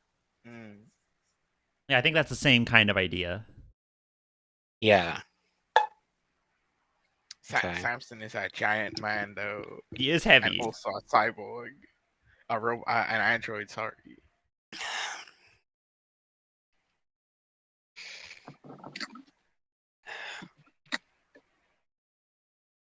All right, Sheila, do you want to pitch your idea? I just want Jack to go. Okay. That's what I want. How much information have I committed to about my parents? Almost none. I think your dad was shitty, and that was about it. Yeah.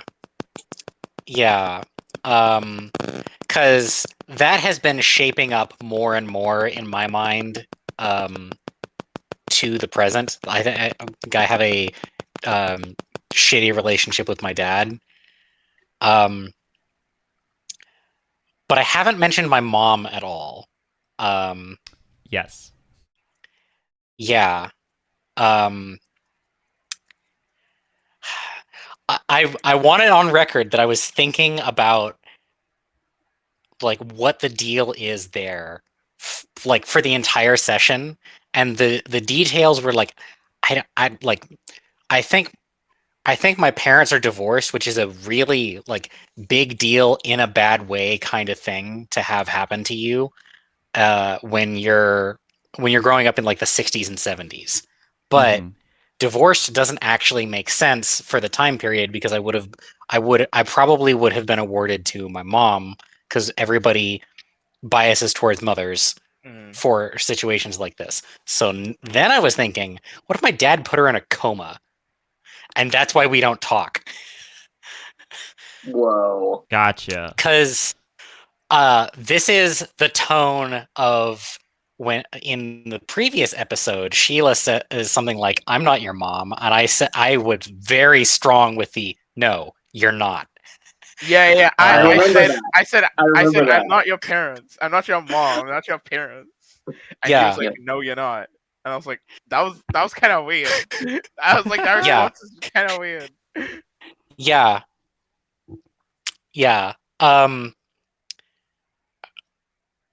So I'm also caught up in my own mother and son bond thing.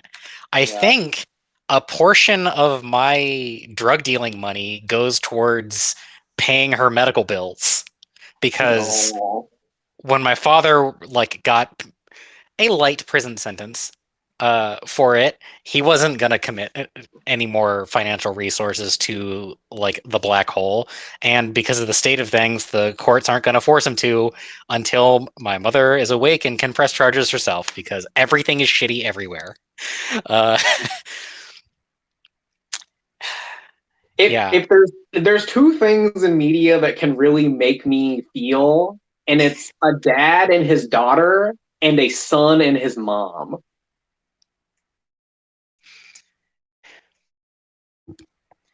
Yeah. Really, yeah. All right. And I wish I like shared more of my thoughts about this earlier in this episode when I was thinking about it, so this doesn't seem like a total asspull. But I mean, I think you justified it by saying, "Yeah, remember when I said that thing? This is what I was thinking about." And so now we can have the flashback of Jack pulling on the emotion to make something happen. Yeah. Okay. Yeah. I like it. So, what's your bonus to connection? +9. Make it 10. Let's fucking go. +1. And you have funny advantage. Okay. You have the split vantage, as we have called it. All right. Pulling the trigger on this. Here we go. Texas Power, don't fail me now.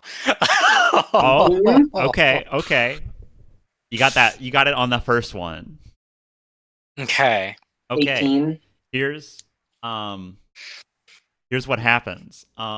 You throw out this line, right?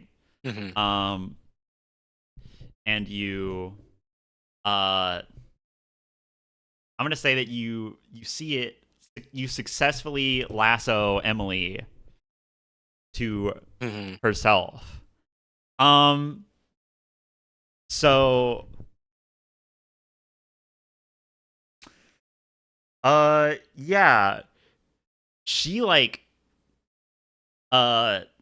suddenly arches backward and reels, you just fully wound back and punched her in the face or in the jaw. She almost falls over, and then she grabs her head, and her eyes are they're winking, glowing, just like Samson's did, where they have lights behind them. There is a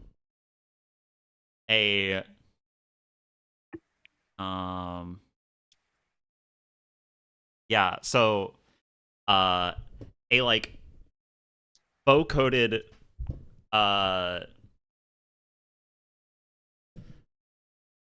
like vocoded voice comes through like speakers around the room, and as it talks, like the purple light inside of the tank gets like louder and quieter with the rhythm of the voice to indicate speech for something that doesn't have a mouth. And it says in a robotic voice, like, what are you doing to her? Behind you, you hear like the pop. It's somewhat distant, but you hear like the pop and bang of like a door charge go off. Right.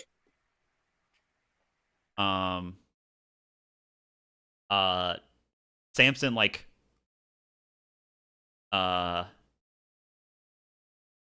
torn between two things. He he like steps into the room along with Alvas. You know, they were up front a little bit. And like he goes to like grab Emily, but he doesn't like quite know how to. She's like freaking out. Alvas like beats him to it and like runs up and like hugs her. The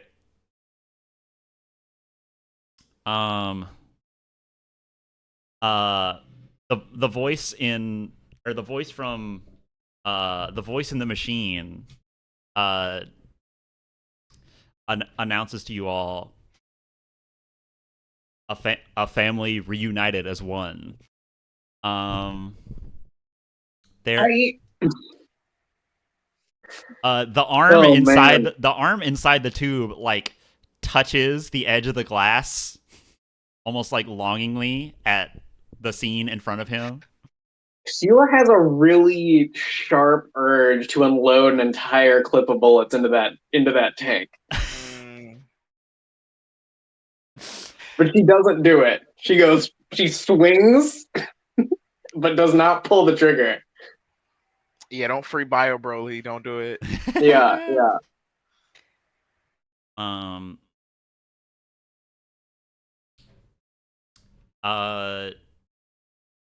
Alvas like successfully like calms her down, right? And like she like goes limp in his arms a little bit, and then the the Emily in his arms like comes around and looks at him, and she like holds up a hand and like puts it on the side of his head and says, "What happened to your hair?" Around behind you, around the corner comes the first pair of like presumably a conga line of cogs. Yeah. A cargo line, if you will. A conga line, indeed. A conga line.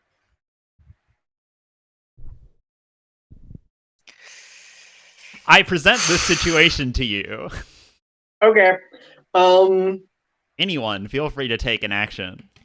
I shoot one of them with my nuke bullet. All right, that'll at least slow the tide. Yeah. Yeah, they're all, you know, they all like march in perfect rhythm, even as they go around like this corner. But you like Roger. I don't make you roll to shoot. It's a hallway. They're coming straight down a hallway. And there's like a crowd of them. It's impossible to fucking miss. Even for a total amateur. Yeah. I shoot pictures. I'm fine. You shoot pictures. That's Yeah. It's transferable. The same. It's the same skill. It's the same skill with more recoil. Yeah. With any recoil. Yeah. So I imagine you just fucking unload like your whole magnum, which causes fucking madhouse in there. Because like you hit like mostly the guys up front. Some bullets like errantly just like randomly go through and like hit a guy 4 spaces back. But you hit the 2 guys in the front, and all you see is cogs just like start fidgeting until like a second passes, and then they like turn red and then start to just rip each other apart. The 2 guys in the front got both hit, and they just turn on each other. That's not what I was hoping for. I mean, there's ones farther back that are like mixed in there, but it starts to kind of turn into like a fucking pile up. That's probably bought you like 30 seconds at least. Yeah. I think Sheila would like go over to Emily and Alvas and like, not like too assertive, but like very sharply be like, do you know where they're getting their input from?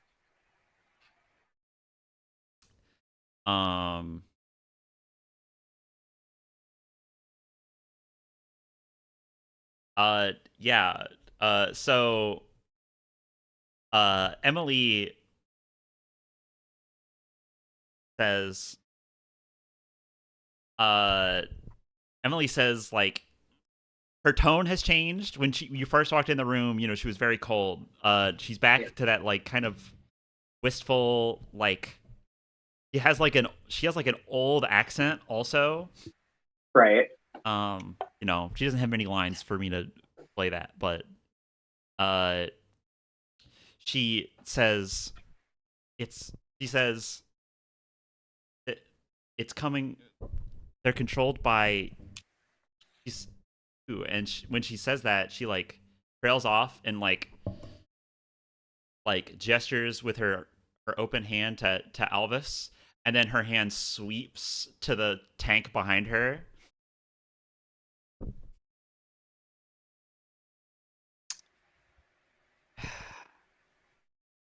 Yeah, that's what I thought was being implied there. Okay. Yeah. Because my next move here was, what's the thread situation between the tank, the brain in the tank, and everything else? The thing in the tank has no links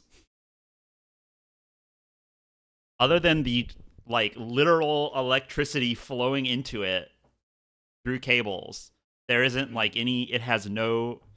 When you look at it, like when you look at like a person and you try to like you see their connections or whatever, you have the impression of a person there.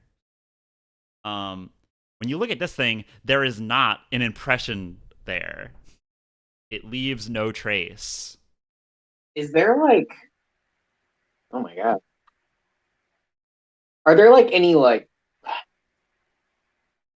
are there any systems leading into or out of this tank? Yeah, there are cables that like come down from above it, like out of. Are there ceiling. any like visible fluid lines? It's presumably got like a filtration thing in like the base or the top. Which one is it? That's important. I mean, the bottom one is like a huge console that is like, this is built into the like the metallic floor. The top one is like, it seemingly like opens up into a lot of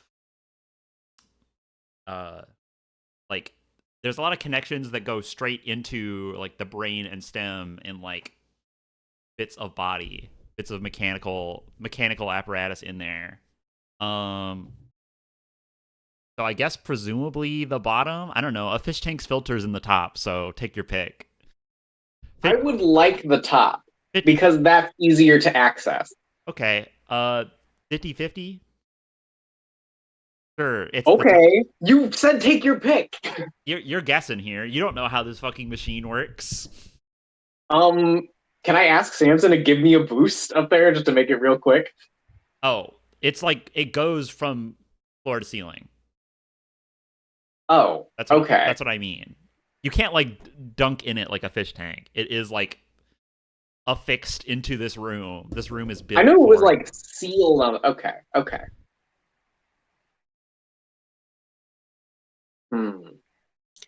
Yeah, this room is like small vertically, but like real wide horizontally. It's like right maze of computers, but go from floor to ceiling. But the ceiling is only like 10 feet tall. Yeah. I want to get inside this fucking tank. Okay, consider that a tube is a kind of wire, and what you're looking at is a tube. Hey, there. If you're looking for a wire that goes straight in there, there's a chair right there. Oh shit. It is a, you know, it's not the same. It doesn't look like an office chair that's been modified. It looks like an evil it looks like an evil Geiger throne. Hmm. It is one step short of having skulls. It definitely looks like it's made out of ribs. All right. And Here's what I do. There is the connection like, right at head spot. I look at the tank and I look at the thing. It's like, oh, is there an access point? What's going on? I follow the wires, to the chair, and then I look at Emily, and I take a few hurried steps over to the chair, right? Mm-hmm. Okay. I want to jack into the chair, and while I'm doing that, I'm attempting to muster up the Carbug, what you said earlier about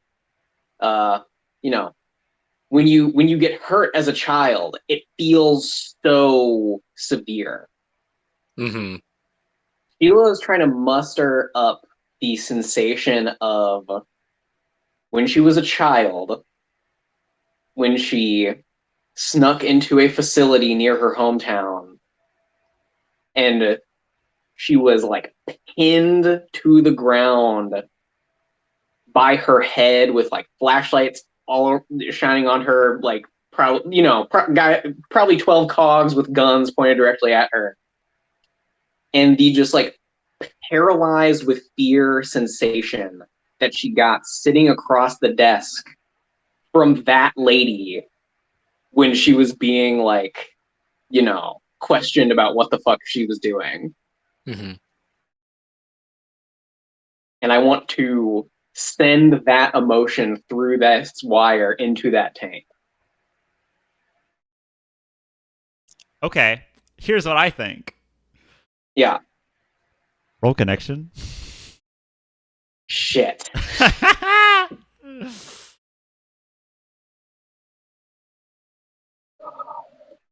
This is straight 1d20.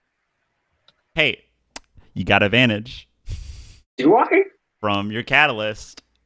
Do I? Okay. Oh, tell me this is not. Tell me this is not putting yourself in danger for the truth. This is a new height in suicidal actions by Sheila. Yeah, I think the thing that really sells it is looking directly at Emily, the lady who was across the table from her the day after she thought she was going to be shot and killed. Okay, jacking in. Hey. Wow. 15, buddy. Okay. Okay. So you and Steven. Here's what happens. We look. I'm gonna control the camera like a director for a moment. You see Yeah. from over Sheila's shoulder, like she looks at Alvas and Emily and is filled with a sudden drive and determination as she like makes up her mind all at once, and then she reaches out to the chair, and like a snake, the cable like leaps out and like plunges itself into your hand. Whoa. Like the back or the front? Like the palm or the back of the hand? The palm. Oh god, yeah.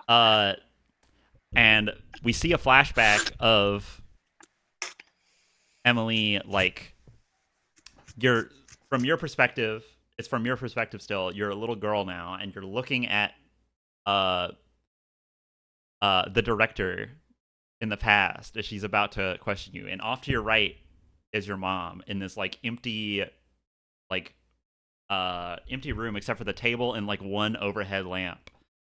And we sweep around the camera going to the right, turning left, and like then we transition to it is adult you sitting where Emily was, and then there is a shadowy figure sitting where you were as a kid. And the chair where your mom was is gone. You are questioning this thing. Okay, let's fucking go. You got a 15. I'm gonna give you 5 questions. Oh my god. What's the energy in this room like? It is the same energy that it was when you were there, which is this is the most grim, serious thing on the planet right now. Yeah. Because that's how a child feels when they are being looked at by adults they don't know. Yeah. If you guys want to metagame a question, you can pass one along. But there is a 5 question limit. All right. I can't promise you'll get like no like truth serum answers, but you will get an answer. You will get a response. I have a request. What is the request? Remember how Sheila rented a suit to go speak in front of Congress in? Are you sitting in that suit? It was an olive green suit. That is what she is wearing. Perfect. To contrast with her like orange hair pretty well. I like it. Excellent. Yeah. That's so good. Yeah.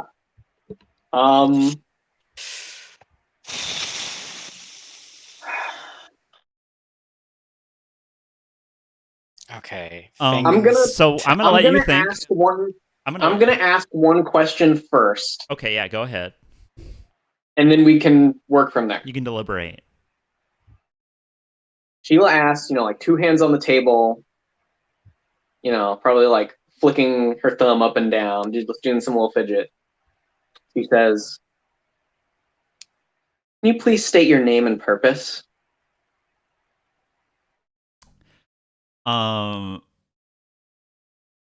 It responds.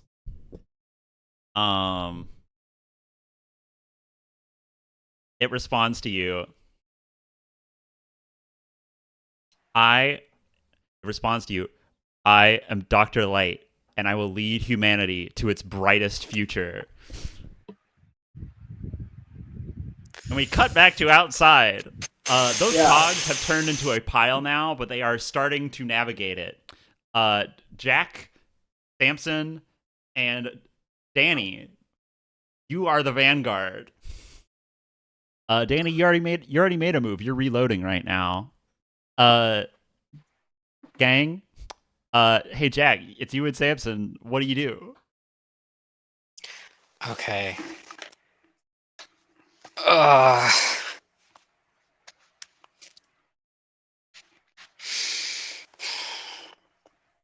right. We're man, I am reeling from the in-game moment that we just had there of like multiple back to the back. No time. Wow. Yeah. Okay. There's no time. Given what I put together before about the spell and everything, I'm actually holding back my gun for later in this thing, and I'm just like, can I just like pick one and that is not berserk and like heat it to the maximum with that same fire spell? Okay. See, like, what happens if I try to do that? Okay. I won't. I'm trying to buy time for whatever is going on with Sheila and all of that. Yeah. Yeah. Thanks, Jack.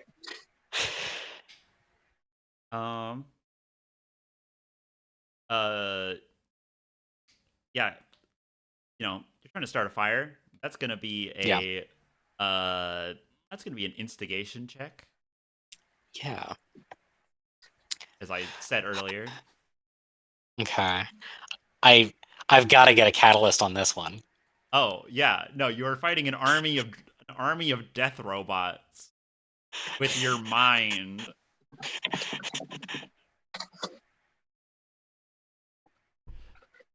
Oh boy, Simon is typing. I'm doing something very funny right now. Okay. Oh, big money. Big money, no whammy. Yeah. 26. Yeah. So inside of all these guys, there is like an engine. Very similar to the one in Alvas's arm that you've like looked at before. You know that inside of all of them is at least some amount, and also you've seen Samson drink it, some amount of oil, which presumably burns.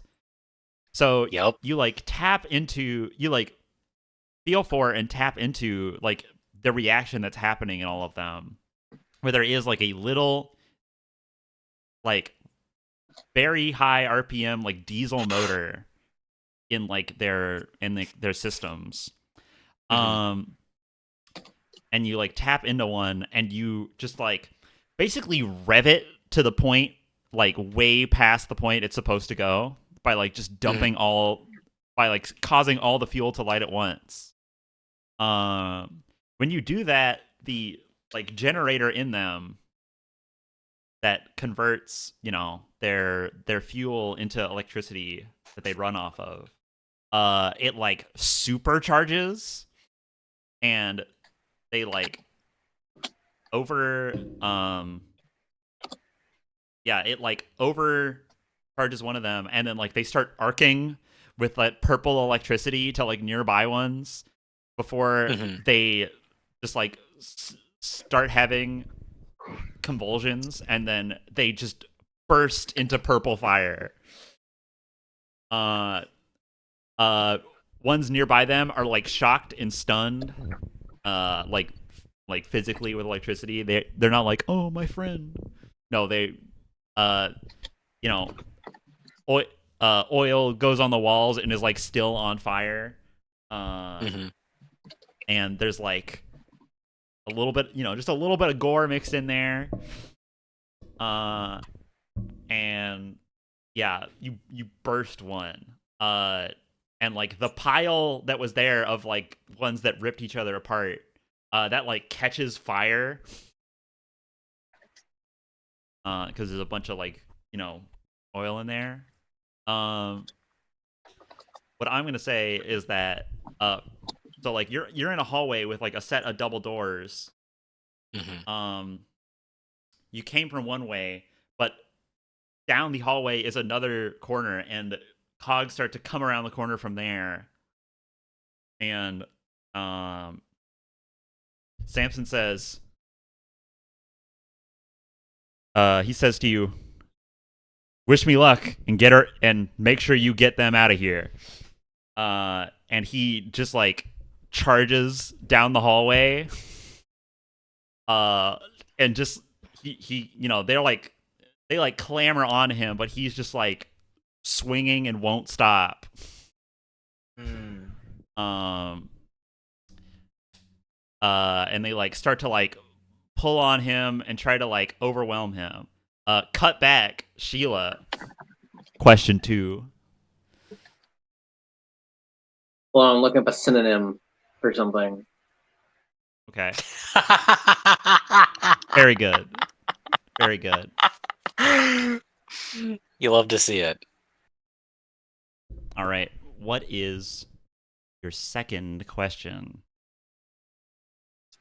Can you please explain to me your ideology, methodology, and wait, hold on. What Tarbuck? Because we didn't get a name. We pivoted away when you asked your last question, didn't we? No, we got a name. No, we got a name, Tarbuck. Right. Okay. My God, let me fucking cook. Oh my god. Jesus. I can't fucking believe you done this. I need to like take a second. Yeah. No, now I need to build you back up. God. All right. Yeah, so we cut back, to you, Sheila. So wrongfully, so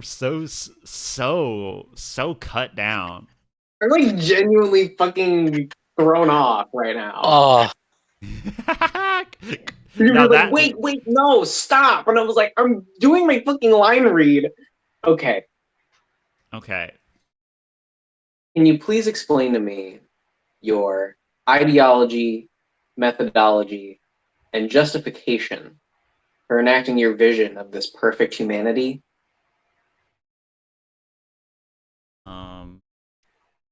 He responds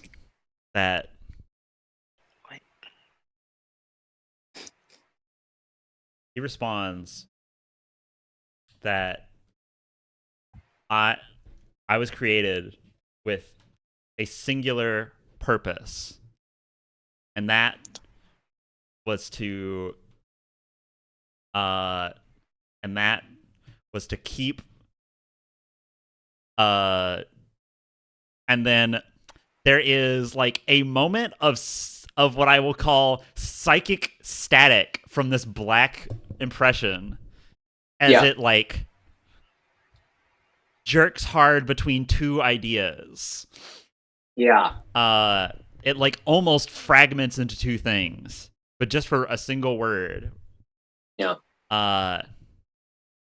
It's keep, and then it does that safe when it comes back. And that's the answer you get to your second question. All right. Do you guys want to cook up a third question?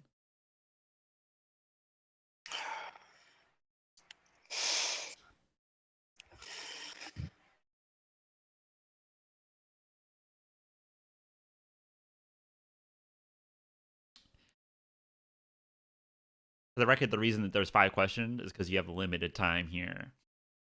Right. And say that again. So it was singular purpose to keep safe. Keep blank safe. Yes. Right. To keep. Here, let me say it. Safe. Okay. I don't know if that's a satisfactory answer to my question, but it's what it said. That's what it said. That's what it said. I put in voice chat what it said there. Yeah.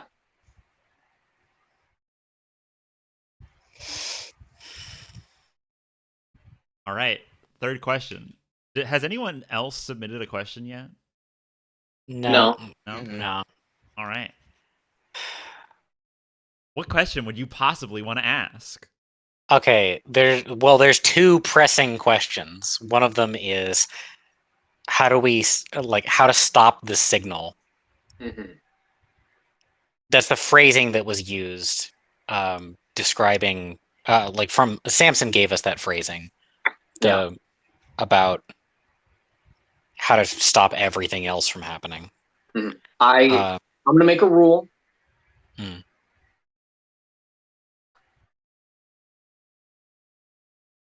Never mind. Not gonna make that roll. There you go. Now that's Okay. decisive if I ever heard it. All right, I'm gonna give you. Let's see. All right, you got 30 seconds to come up with another question, or I'm taking a question away. Starbuck, I like that question. Mm-hmm. Let's go with it.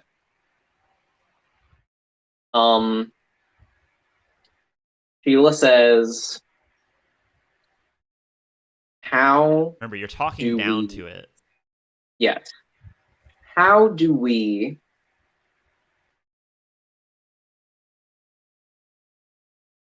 shut off or change the signal to the machines?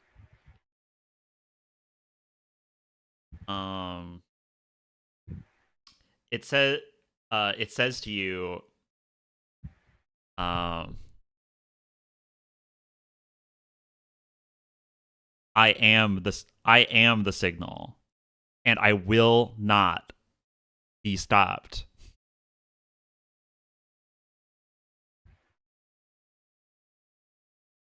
That's your third question. I'm gonna give you 1 minute to come up with the fourth one. Okay.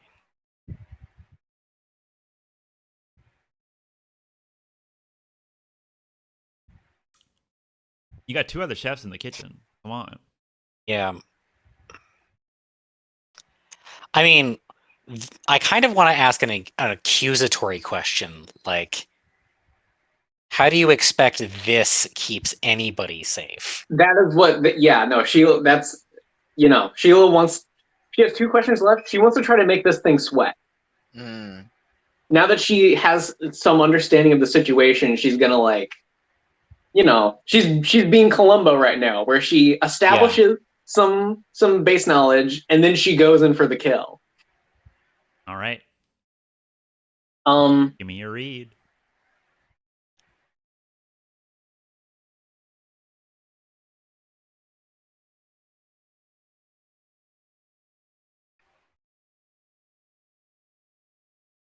Do you think that what you're doing is protecting right now?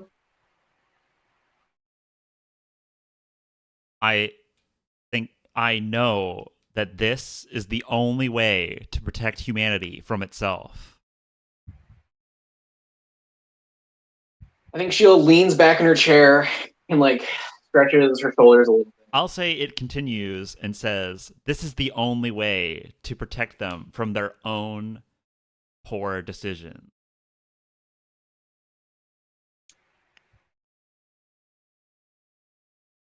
I think Sheila leans over real close on the table.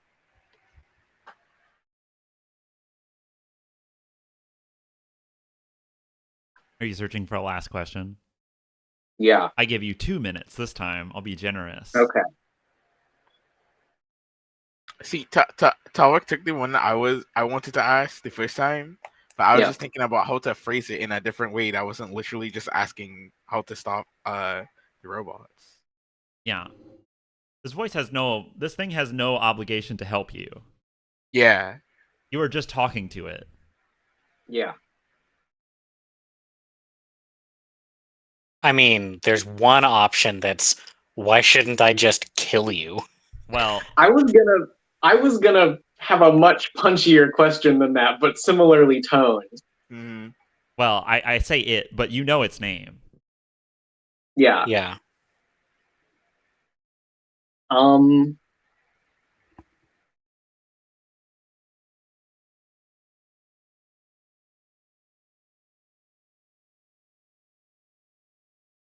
I think I know what I'm going to ask it. Okay.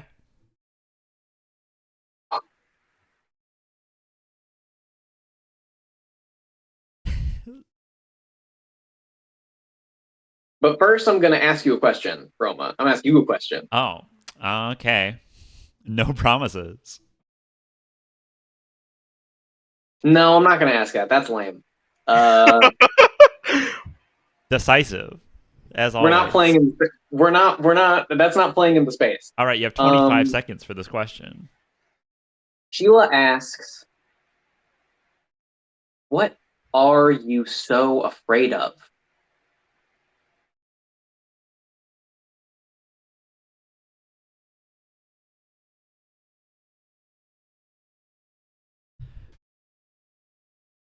I am afraid of the very thing you've brought into my home.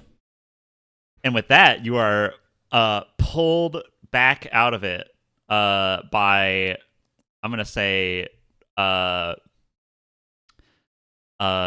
probably Jack. Uh, he like pulls you out of it, Yeah. like, hey, some time has passed since we cut back to Yeah. outside. That wasn't all in like 2 seconds. That was in Right. basically real time. And when we cut back to outside, you guys are being overwhelmed.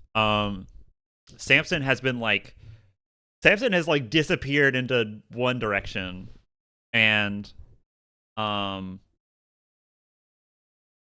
they have and like the uh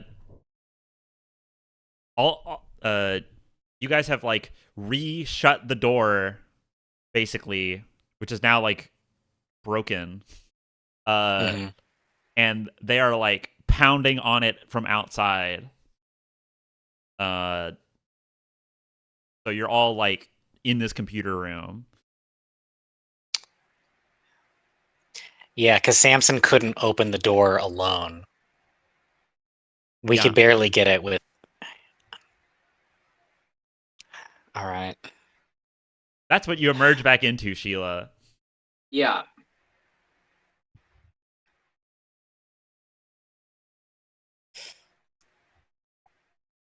Okay. So I like shake you awake with like, Sheila, kind of out of time. The thing in the tank controls the cogs. We need to stop it somehow. Emily, what is it? How do we do that?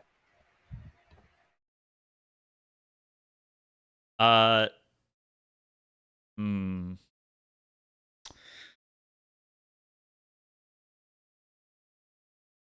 I'm gonna say that Alvas answers you Okay. with uh none of that matters anymore. We fuck is his voice? That's not the voice at all. Hmm. Let me cook for a second. Yeah. None of that matters anymore. We just need to get out of here. None of it we can't. And she like, All right. steps away from that. I level the gun at the brain in the jar. Yeah. Yeah.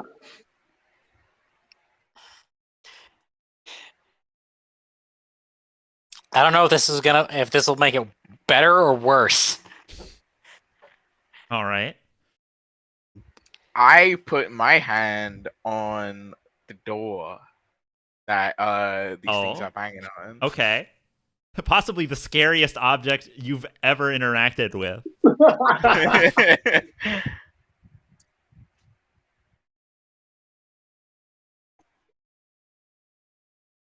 No, I want to go with what you're cooking over there. What's going on with this door? Yeah. Okay. You remember the sand from the desert? Yeah, that you like sink into? Yeah. I'm channeling what that feels like right now. The hot quicksand? Yeah, from the desert. Yeah. Okay.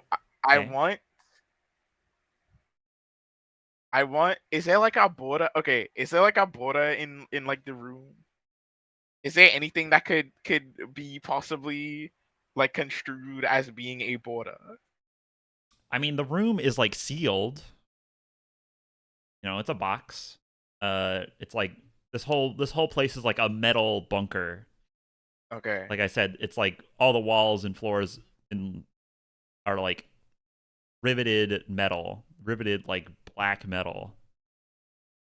And other than this door, this is the only. Is there any other way to come out or like get out this room? You're not sure? Like, this place is a huge maze of like computers. Maybe there's another door. I guess if you were to ask that out, loud, Yeah. I asked out loud. well, I guess I'm gonna say Sheila actually doesn't know. Sheila just knew the Okay. route to this room. Sheila doesn't Yeah. know the layout. What about Emily?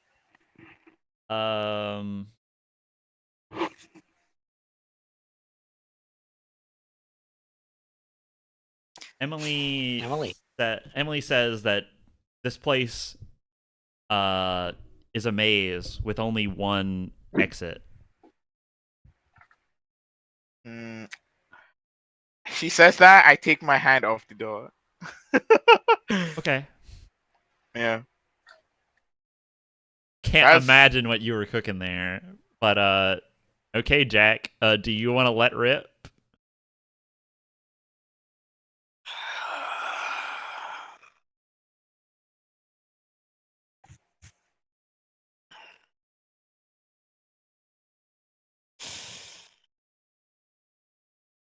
Oh, damn it.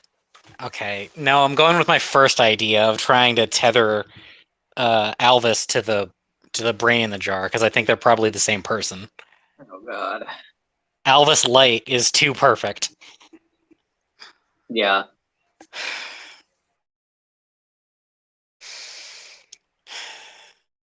Why do you think that? Partly pun reasons, mostly because when Emily caressed his face and like looked at the jar, she was talking about them as though they were one person. Right. What's the pun? Alvas Light, Thomas Light, Tom and Emily. I don't know. What? It Say implies more. to me that there's familial relationship of some variety going on there. Okay. You don't know the Proto-Men, I guess. I do not. Okay. Consider it homework. Tarvug's cooking. I know. Roma, I'm remembering something you said a long time ago. Okay. Anyways. I can't hit the third note. I can never hit the third note. Go ahead, Taro. I'm not trying to stop you. I'm just interested in your thought process because of something Roma said quite a while ago. So, gun or lasso? Lasso. You tell me, cowboy. Because the gun's always there if this fucks up. All right. Yeah, so I think when you've made a few connections in the past. You've always been one to make like fast friends with people. You have like an inherent trustworthiness that you kind of need as like a solo businessman. Mm-hmm.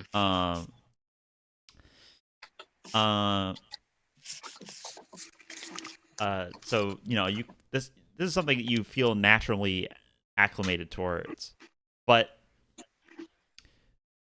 when you go to do it, you take a bond from Alvas, maybe even the one to you, and you try to outstretch it to the thing in the jar, and like when you looked before, there's nothing there to hook onto. There is no soul in that jar. Did Samson ever have a soul? We didn't check. Good answer.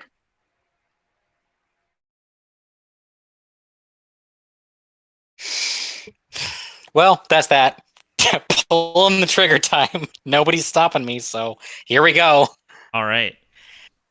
Emily seemed wistful, and she had every opportunity. She's been prompted again and again. If this is important for it to not happen, too bad. Yeah, No. see, Tavok's Mhm. thing and my thing could both like screw us equally. Perfect. But if because like and like if my thing works, then it just buys us time and probably like screws us. If Tavok's thing works, then it just works and we probably get to leave. So I will let Tavok go. All right. What Before memory do you, okay. before we hear the before we hear the outcome of this, I just want to make a note that we've heard solid state so far. We probably have like I just wanted to size up the state of the technology around us and how like wireless uh like Wi-Fi signal is already established to not be the case. Yeah. These guys get their orders by wiring up. Yeah, or like currently it is, transmitted via Mhm. radio. Or something like Yeah, that. like shortwave radio usually. Right. So Samson did this might say be a Samson did say that newer models are wireless. mm, They receive orders wirelessly. He's an older model, so he yeah. has to be physically hooked into. Okay. Right. That's the reason why he was like that. Yeah, like he's Okay. spared from the fucking thing. The fucking hmm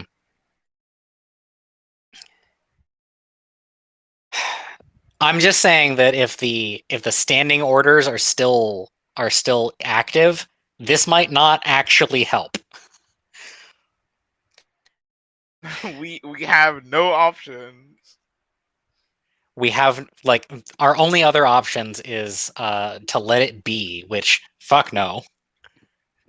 Or Yeah, throw the Molotov into Wendy's. Yes. I have an idea. If this doesn't work, I have an idea. Okay. If this doesn't work, we have maybe 2 moves left. Yep. Okay, go. No, I think we have exactly 2 moves left. All right. I'm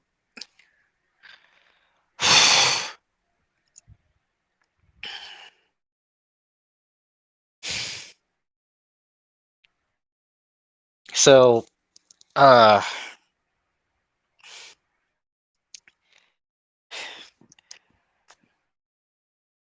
the family well for Jack is tapped. What we're down to really is the catalyst of like not like, from Jack's perspective, there's no government anymore, and there hasn't been for like 30 years. It's just this. Like this brain in a jar is the seat of all the problems everywhere with everything. Um all the Machiavellian forces conspiring to make the world worse, all of it, at least on the stuff that we as a country do, come down to this jar. And that has been like steadily accelerating and getting like the scales are well and truly tipped. And so if there is like what I'm like unloading into is all of the rage in defiance of the machine. This is the machine that we are raging against. Mm-hmm. All right. You can take advantage. And this is an this you are instigating. Yes. This is the fire of rebellion.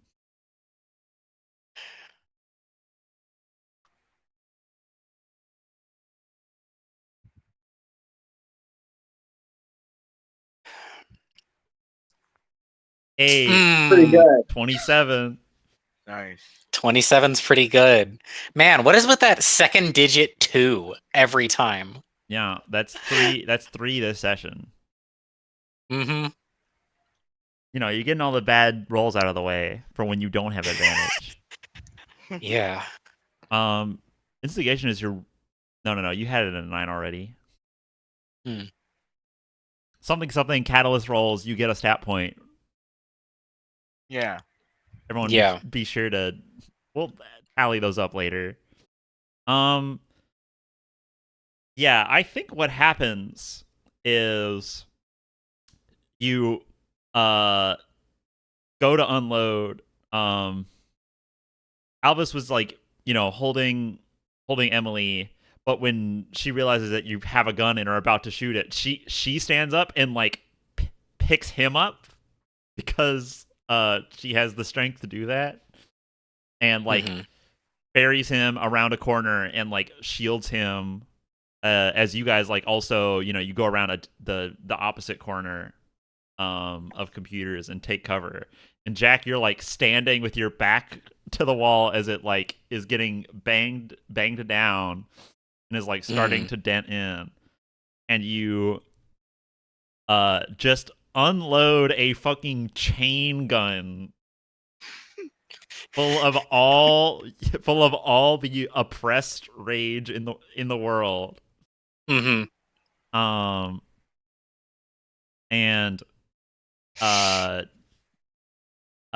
you fire and fire until there's no more room, no more ammo in the gun, and each bullet like hits this glass, this like supreme this and it like reflects and scatters and like hits all the computers around it, and like they start sparking and they're like minor fires start as like magnetic tape catches light.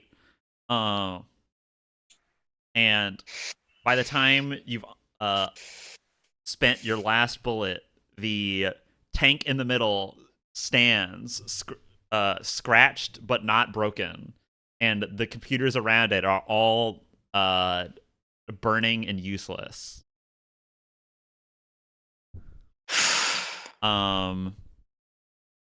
The voice comes over the intercom one last time and says, your actions are futile. You only delay the inevitable. And then the door behind you like finally like gives way and like bursts and like falls down almost onto you. And then the shooting starts. Jack, you feel hot spots all over your back as you are gunned down by this onslaught of cogs.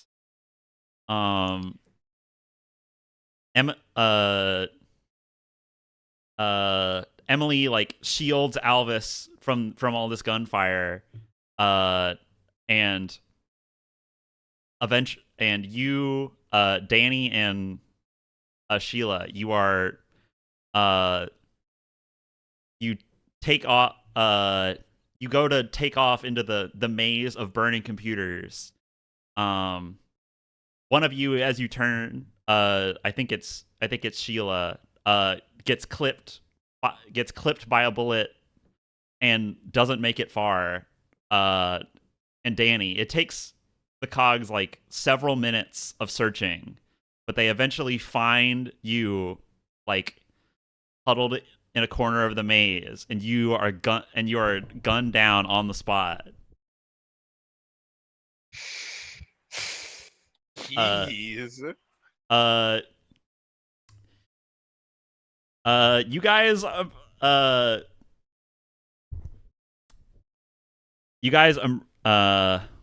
come to, and you're on a train platform.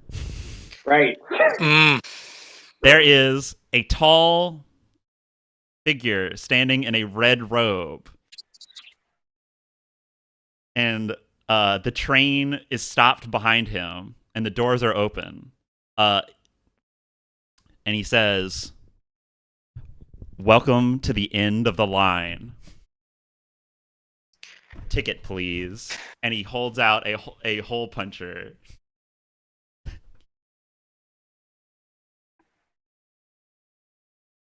That's not the end of session. We're still going. What? Okay. Nigga, I need to sleep, but also, what the hell? We What gotta. do you mean that's not the end of session? Oh my god. Welcome to we have just a little bit more for you. Bro, we got squad wiped. We literally got squad wiped. Yep. Well, I'm gonna say I go to look at my hands. You are a black shadow. Do I feel my body? No, Is your everybody a body black shadow? is destroyed. What's around me? You're in that train station. Like I said, there is this man. Well, it's not a man. In fact, they're kind of they're very androgynous. It's like a bald person. That is, you feel like, you might not individually find this weird, but somehow you feel like that all three of you are being looked directly at once. And there's presumably two shadow people. Yeah, that next to you. The rest of us can see. Yeah. Somehow you can tell who they are. Right. You recognize each other, even without your bodies.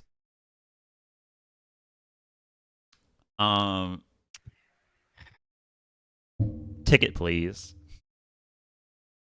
I go to talk, but that probably doesn't happen, right? No. Yeah. When you go to do that, there is you try to flex something that isn't there.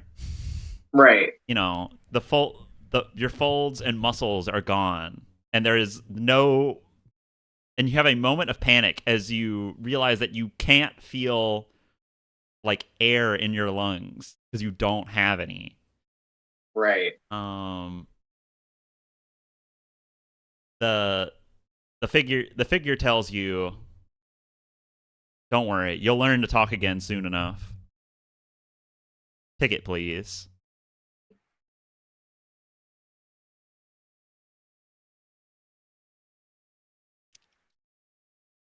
nah, I got stuff to do. No. No one rides without a ticket. And besides, you have somewhere to be.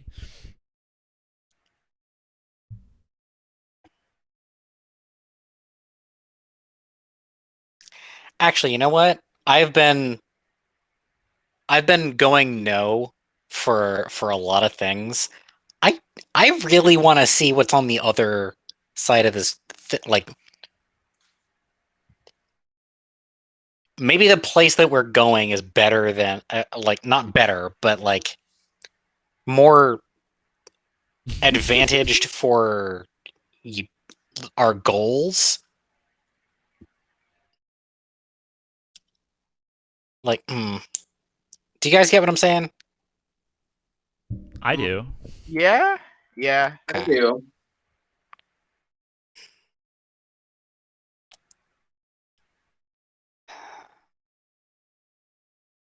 Do we want to try and stay? Where do we go? I think when you say, "Do we want to try and stay?"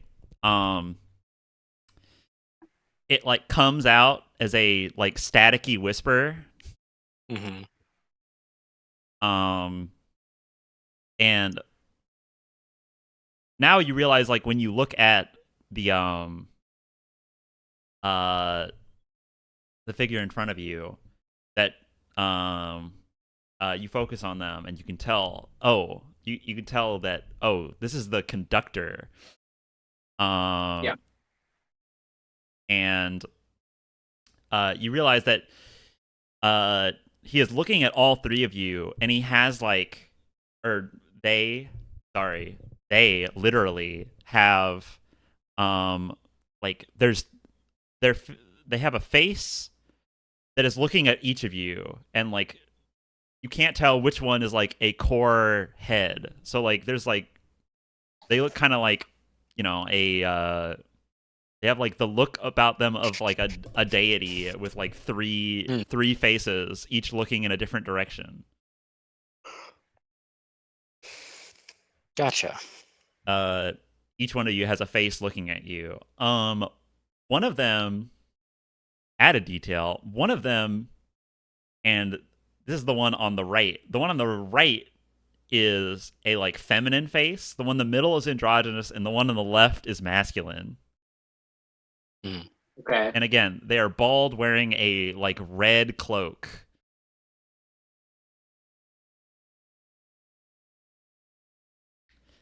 They're holding like a hole puncher. Right. Did they? Did my question get through? Sorry, what was your question? What's at the end of the line?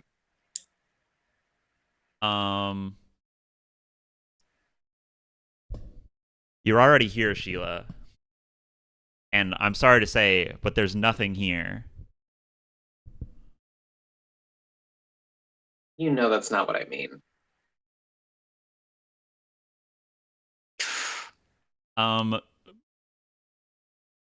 Well, what I'll say is that you can see the train in front of you, and like you can see like the front of the train right there. And like this is the end of the line. There is no forward to it. Like on the right side there is a wall. Right, but like that. I feel like this thing should understand my intent a little better for it being all copper coin to get across the river Styx. Well, sorry, but I also don't understand, and that's kind of a requirement. Where are we? Like when we get on this train, where are we going? Is effectively what she means. It sounds like the final destination is oblivion. Yeah, you guys are able to talk now with a struggle. And what they say to you is, I have arranged for you to come here. I knew this would happen one day. This is the end of the line, but I think there's still a chance that we can fix this. That you can fix this. You know what? I manifest a ticket. Okay. I want one. Yeah, you hold. I like it. Yeah. You hold out your hand. And you hold out your hand, as if miming that you have a ticket, and they reach out and they punch a hole like in the palm of your hand, which has like, a momentary shock, but you don't have a body to be injured right now. Mm-hmm. Yeah. I step on the train. And then, they repeat to your other two, ticket please. Sheila holds her hand out. Your hand is punched. Yeah. Who walks on the train? All right, fine. Your hand is punched, and you are led onto the train by this red-robed, by the conductor. And they start, as you get on, the doors close, and they start walking towards the back of the train. as if you should follow. All right. And start walking the full length of this train that you've seen before that you know is like really, really long. Mhm. It's not out of control though. This one's not out of control. That's nice. This one is not out of control anymore. It is stopped. Yeah. And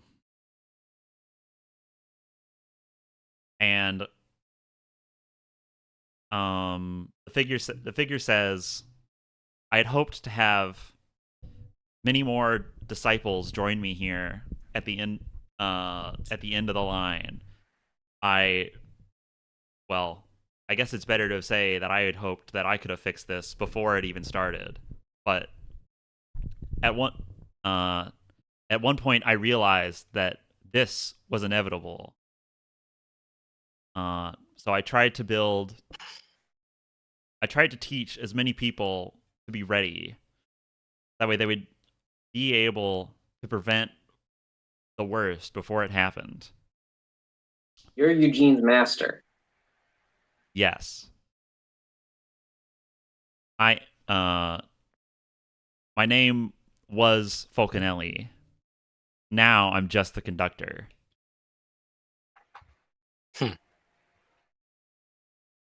Yeah. Cross it off the list. Eugene didn't make it to the end. I don't know what happened to him. A long time ago, I tried to take control of this train myself. But I ended up succumbing to its control.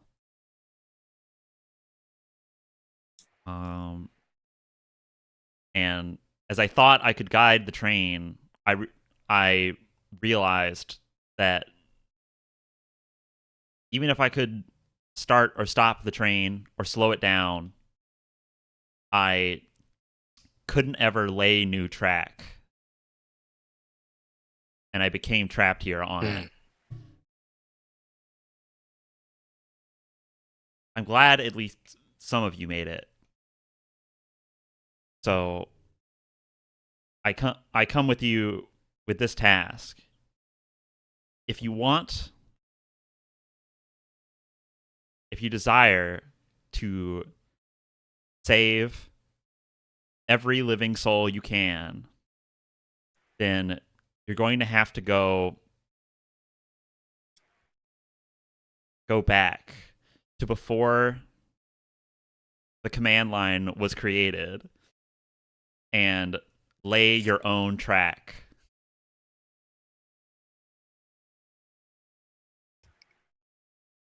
All right. Where do we start? You come to the rear end of the train. There is a old caboose engine on it, and he says, you're going to take this as far back as it goes, as far back as back goes, and when you get to the other side, you'll get to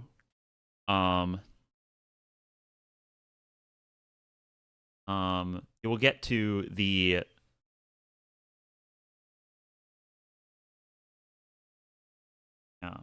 you will get to the time of the second great upheaval. You will need to do everything you can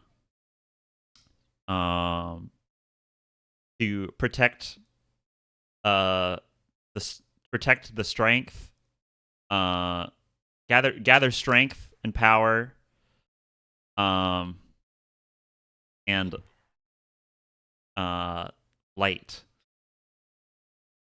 That way you can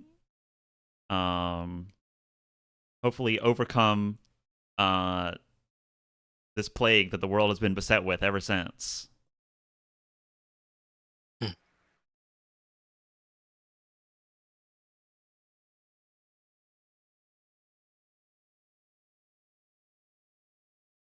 When you get there, there will be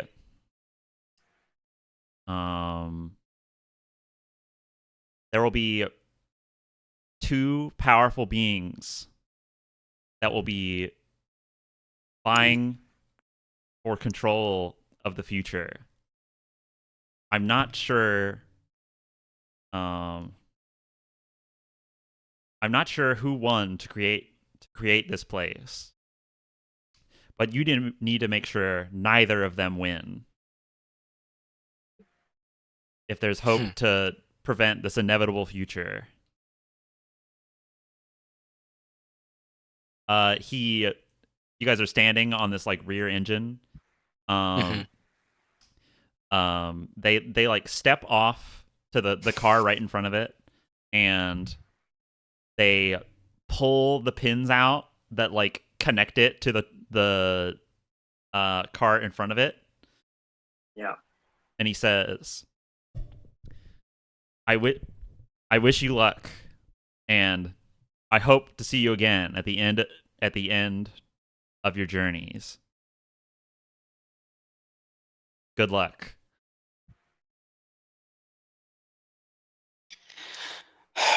All right. As he's leaving, Dynasty says, Why do we only have to get tickets when we're dead? Your train's kind of ableist, bro. Who wants to throw the lever and put it into gear? Yeah. All right. Danny steps up to the controls and throws this train caboose into gear, and it starts building up speed as it takes off back up the command line.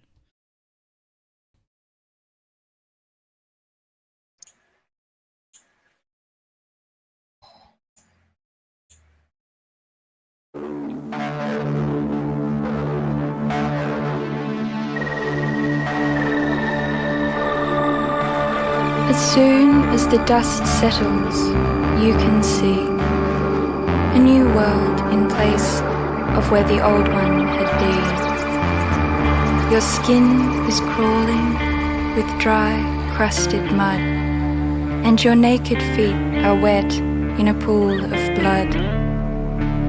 And the whistle of the wind in your ears is so loud that your memories have blown up in a mushroom cloud.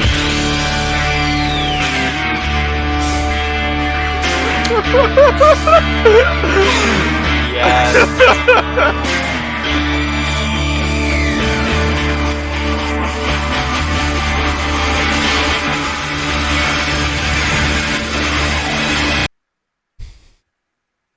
Whoa. There you Oh go. my God. There you go. There you go, gamers. Oh my god. Hi, everyone. See you next time in Season 2 of Command Line. Command X. Command X. Oh my god. All right. Oh my god. Oh shit. All right. Sign off, gamers. Well, A big yawn. see you on the other Is it- side. Is it pronounced Command X Command or just Command Command? It's Command X. It's Command X. Okay. You got it in one. I know it was this Hunter whatever. I know. Um, Don't think I wouldn't get that joke.